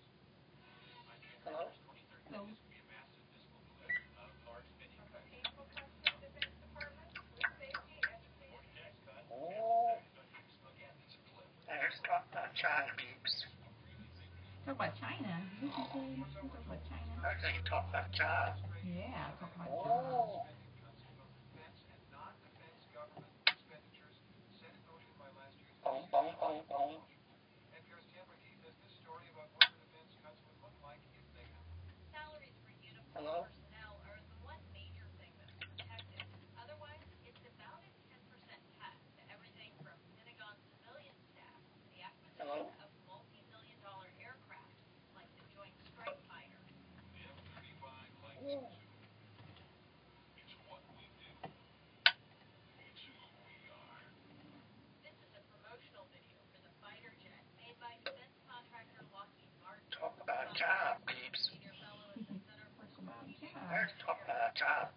says Yeah. the 2013 budget Boom, calls boom, for boom, boom. 29 of them. And instead of buying 29 aircraft, we'll probably Hello? buy Hello. maybe 26 aircraft. So what does this mean for the people who work on the jet? Harrison says Hello? immediately, not much, because the F-35s on the assembly line in January were ordered and paid for in past budgets. What it will affect is Hello? those additional planes that the Hi. was going to order. So there'll be fewer planes coming into the assembly line. The more immediate effects would be on civilian Defense Department employees. Harrison says as many as 100,000 of them could face furlough if the sequester ends January 2nd. In all, the defense cuts could result I approve this week. I approve this week. directly and indirectly, says Stephen Fuller, professor at George Mason University, who analyzed the potential economic fallout for a trade group. They cut across every location in the country, pretty much every community. How you go? Every sector. How you doing? While many argue the Defense Department should trim I just a rock band. reduce waste, analyst Todd Harrison says these Oh. cuts by law would be far Feeling pretty good. Talk about job. Sequestration Yeah. mandate Come on, people, Job. talk about jobs. Jobs. Yeah, jobs. whether it's a high Let the highest priority be these jobs. there's nothing they can do to avoid that. Good jobs. the example of the household budget. If you were forced to cut 10%, you might cancel cable and eat out less, cut out the low priority expenses.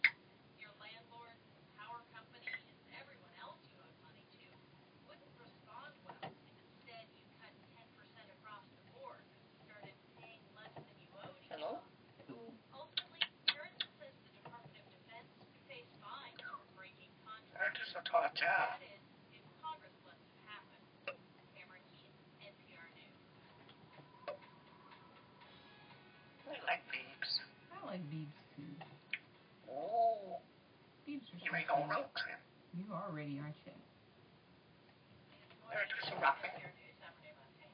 Let's talk about job. When I say the name Jane Austen, you may think of a number of things. You might think of novels like Pride and Prejudice or Mansfield Park. You might think of Pride and Prejudice and zombies. Hey, beeps.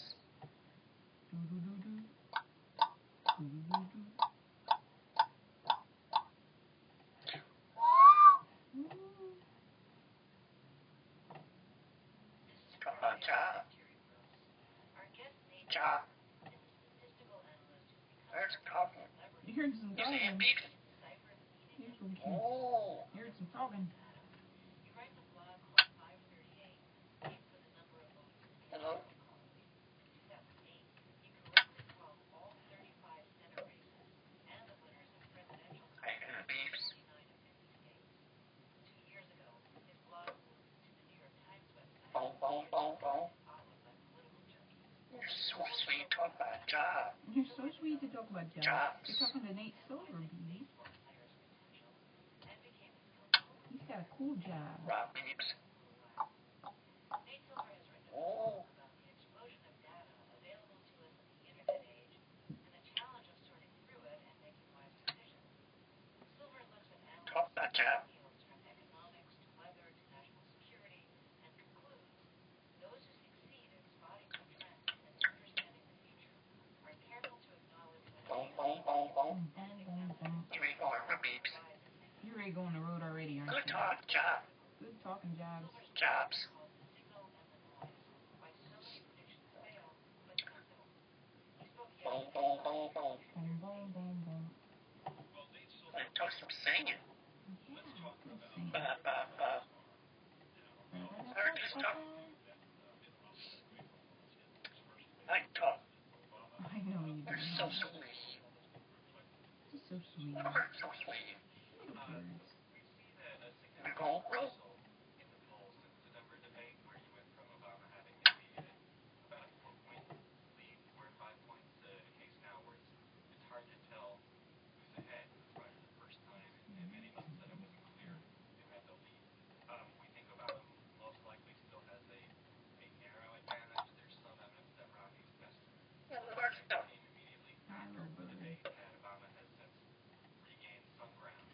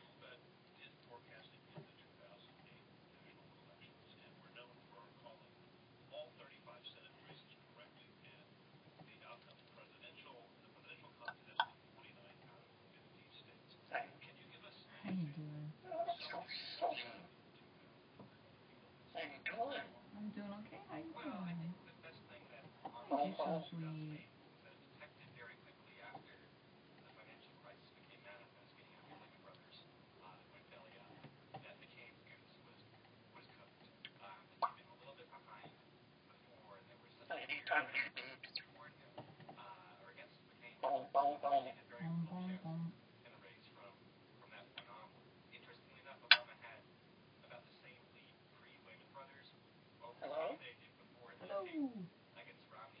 See, in 2008 you had a Obama advantage that broke. The bird's tiny. What? Whereas this cycle you had a narrow advantage that collapsed to close to a tie based on the president going the other way. Honk, honk. You tell an interesting story in the relationship between all of the information and our how you use it. Sure. How much more data do we generate? So according to IBM, now of the data in the world. You talk about job. 2 years. Now, not all that data You talk about job. They're talking about jobs. Jobs. videos of people's chats and text messages come between teenage girls. Well, let's say, Well, two questions really. Number one. boom, boom, boom, boom. Boom, boom, boom, boom. It might be, but if you have a very literal-minded way of looking at what is data, what is information, that stuff encoded and beamed into outer space and will survive forever. But there's not a lot of knowledge in there. So Hello? the problem is that That's so sweet. signal to noise ratio, the amount of meaningful information relative to the overall amount of information is declining. We're not that much smarter than we used to be, and we have much more information. That means the real skill now is learning how to pick out useful information from all this noise. That's what counts. The second thing people think about when they have so much choice of what to How you read, tell peeps? news outlets to learn about the election from, for example, is that people are often very selective about people they choose and emphasize. Extreme polls How you tell them? handle this visually. We can They're also, talking. if you have 20, what They're happens talking. is that people Talk about job. to pick 3 that they like, depending on their Hello? Obama supporter, and ignore the others. So there are actually cases where, for some types of people, more information gets Hello? their analysis worse. You have an interesting story. You worked for several years Hey, in peeps. economic consulting firm, and you developed All right, a bro. statistical I model approve this message. Baby. performance based I on approve real sweet. You approve, sweet. I approve this thing. in Talk about job. I approve this singing. way rather than an abstract way. And so kind of being a little bit of a math nerd growing up and also having been 6 in 1984 when the Detroit Tigers won the World Series. I grew up in Michigan. I always found that connection very compelling in baseball, and it's always been a lifelong love of mine. And baseball is such a great way to test out statistical ideas because you have so much information, so much data. So I created a statistical system called Dakota. Dakota is named after Bill Dakota, who was a Kansas City Royals infielder who was always a thorn in the side of the Tigers. And what it does is it looks at history to guide it. So it can find a player from the past where if you have, say Robinson Cano being his second baseman, it can find other Hello? players who are similar to him throughout his Chill career out. based on their physical characteristics, based on Talk about job. statistics Two eyes. as well. Taking advantage of So sweet. Hey, little bird singing. very rich history where we have Ba, ba, ba, ba, ba. played in the major leagues. Boom, We boom. can say in Leroy's Yankee and say, let's look at How you doing? I'm doing great. How are you Come doing? here. like this guy did in the past. Kelly go bye-bye. So it's Ray. You're great going bye-bye. Adios. A slightly better prediction in other systems. And it also Hello? gave me the fact that there were different possibilities for how a player Hi. where you might have a player who has the same statistics as, say, Mike Schmidt up through a certain point in his career. I'm so glad Look your where's feather's Sandy. better. Is your feather better? I approve the talk about job. So instead of just saying, oh, we know exactly how many home runs this guy's going to hit next year, we'll give you a range of different outcomes, best case, Ooh, there. worst case, and median case scenarios, so to speak. It's interesting. We're probably the ones that focused the right mix Boom, boom, boom. analysis in some. That's saying. And you're right that there was years past when Ba, ba, ba, ba, ba. baseball scouts and Ba, ba, boom, boom. All right. Sing it. might tell them about field performance, but Oh, that's so sweet. they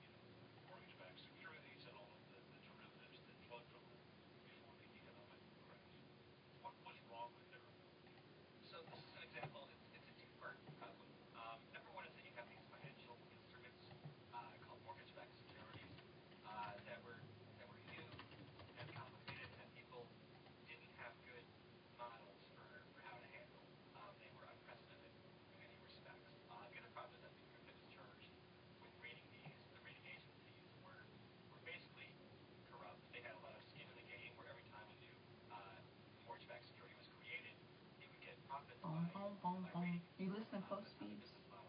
So they had to kind of to get favorable ratings so that they could raise Is more he get out and vote? and make more of a commission. Go off the tail and vote? Those two things, and the person who was supposed to be kind of the lifeguard, wound up getting in on the scheme, created a disaster for the global economy.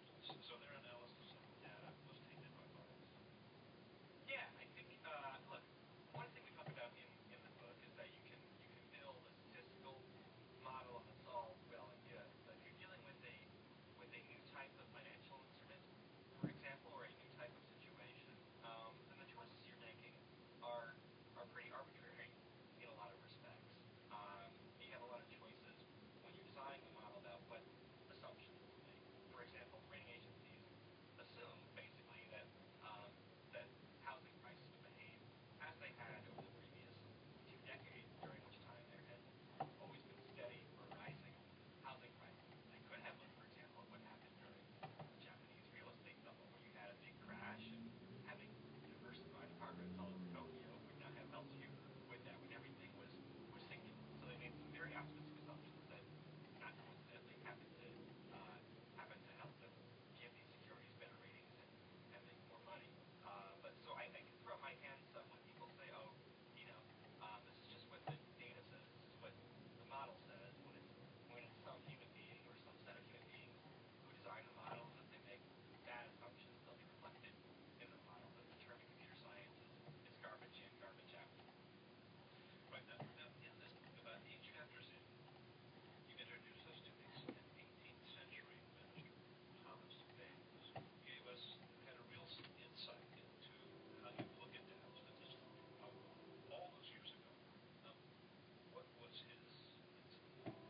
So it's called Bayes' theorem, and what Bayes' theorem is just a mathematical symbol based on addition, subtraction, multiplication of how to weigh new evidence, given what you already know. Hi, Beams. And probably the mathematical abstraction of it is less important than just the practical application, which means that you shouldn't take each piece of evidence in isolation. You should say, here's what I know, and how much should this change what I know? And ideally, in fact, you create a set of rules where before you encounter new evidence, you have an idea of how you would weigh it conditional upon different things being true. One example we give in the book is, by the way, a lot of this Bayes' theorem stuff is actually very intuitive. It's kind of how we think naturally a lot of times. If you're in a relationship and you encounter, say, a strange pair of underwear in your dresser drawer, which could potentially be a sign of infidelity, the right way to look at that information is consider it in context of the relationship you have already, because it might be very damning if you've already had reason to suspect that your partner is cheating. But if you've been in a relationship for 20 years or something, this person is honest as can be, then you wouldn't weigh it very heavily. And that's all it is, just saying, take this information, give it the context that you already know, and it also works, of course, is to be explicit about what our state of knowledge is and what our biases might be, instead of giving up to just kind of look at everything like before you were to experiment on it, but be sealed off from information. All right, so if we can draw a conclusion, somebody's economic model, financial profit, or the players, all describe to you have to think carefully about what you think you know, and does this make sense? And this is especially true in cases where we have Hello? information. So, for example, in baseball, you have so much Boom, boom, boom. 750 players. Birthday, huh? Play Major League Baseball. Yeah, where's Sue stay at Talk that? about job. Yeah, it's good to talk about jobs and stay up. Run a pure statistical model and take the results out, Hello? and you Hi. satisfy that's a pretty good representation of the truth. But like presidential elections, for example, we've only had 16 elections since Thank you, man. was the 70s. So we don't really know all that much based on why people vote the way they do, or exactly Hello? what economic indicators are most Oh. important. And so we have to make some educated guesses, and those guesses are based on historical evidence that we do have, but also based on theory and what might be called common Alright, go sense, see. for example. You can go see Potentially Shadow? structural You variables. can show Shadow your Birds. feather. Yeah, we Yeah, when your feather falls out, you can take a shower with your feather. You say, look what happened to me. Nutri-berries. Yeah, good stuff. Boom, boom, boom. The happy birds. Talk about job. Talk about job. Hello? Oh.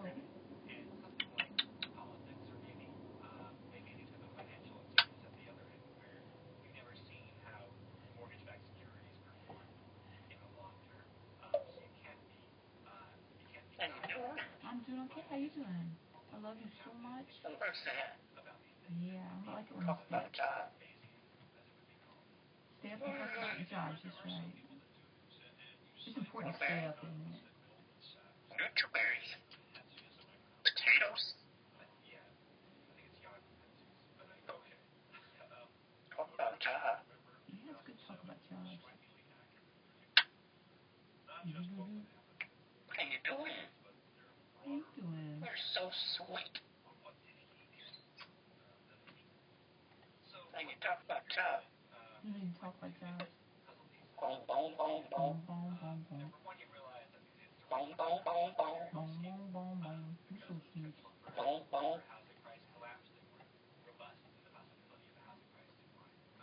Look what I'm saying. Bye-bye.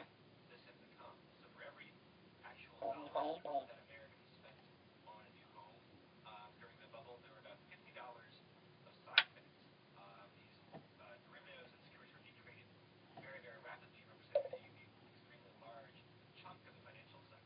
Hello.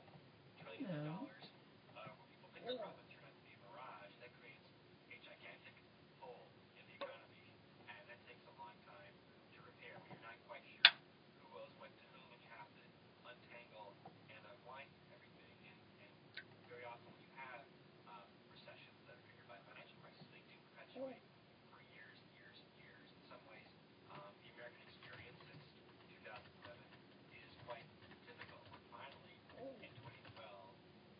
How you doing?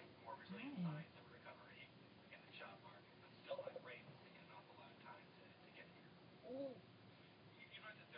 Step up. Let's go back. You go back where? You're You're home. so sweet. Yeah, you're home. How you doing? Doing okay. Boom, boom, boom. Boom, boom, boom, boom. I have a yellow star. Yellow star. Star shape. It's a star shape.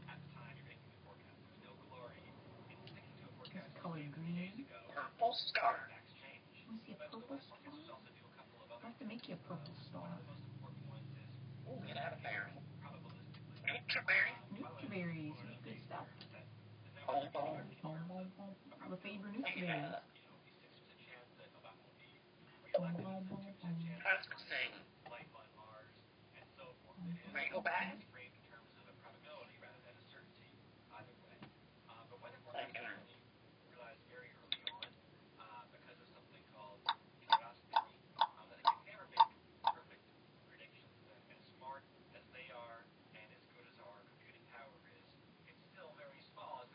Hello?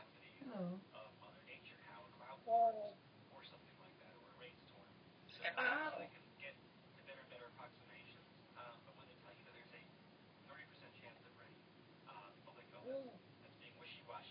Step up, peeps.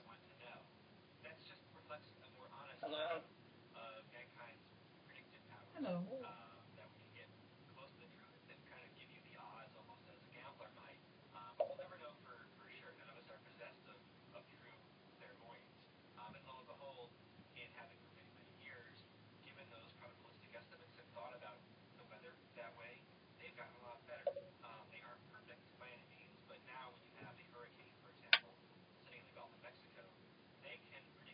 Step up.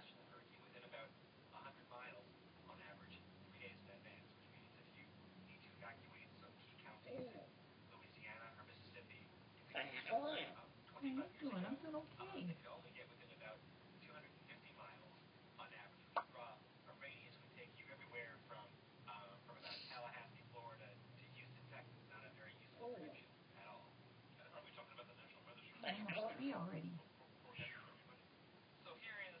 might be important distinction. Men where the data we've seen the most impressive gains is from the National Weather Service itself.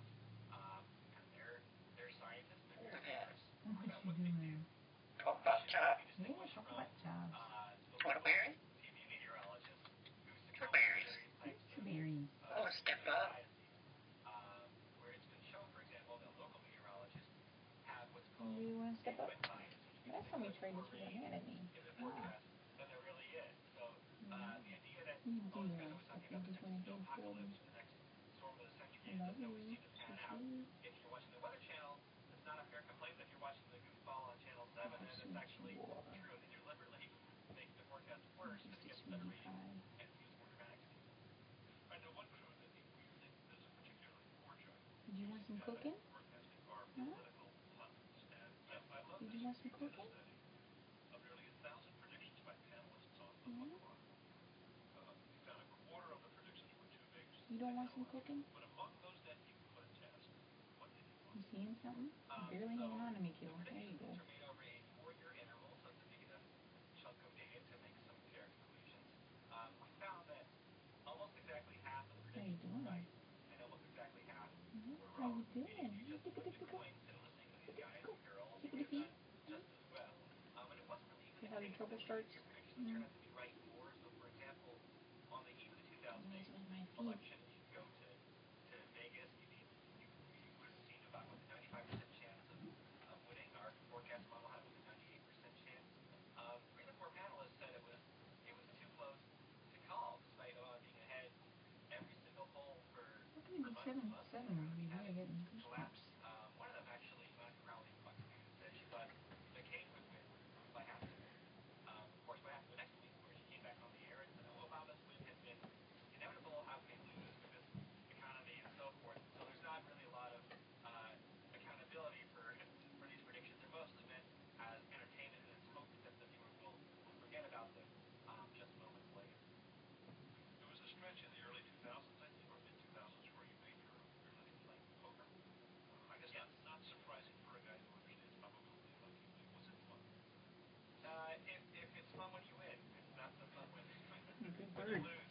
I'm not a world-class player, but I was pretty good. If you understand probability statistics, I know something about game theory. And so for a couple of years during the bubble, I made a lot of profits from the game, and it was fun until the end, where you saw the ecology of the game changing, and those players began to either get better or bust out. And all of a sudden, if you were the second best player at the end of the board, and one of the fish, they're called in poker, bust out of the game, you might go from being a winning player to a losing one. So most poker players are losing players over the long run because the house takes the share of the profits. The rest is redistributed around. So unless you really Good stuff, at the huh? top, or you find a very neat game, then it's a hard way to live.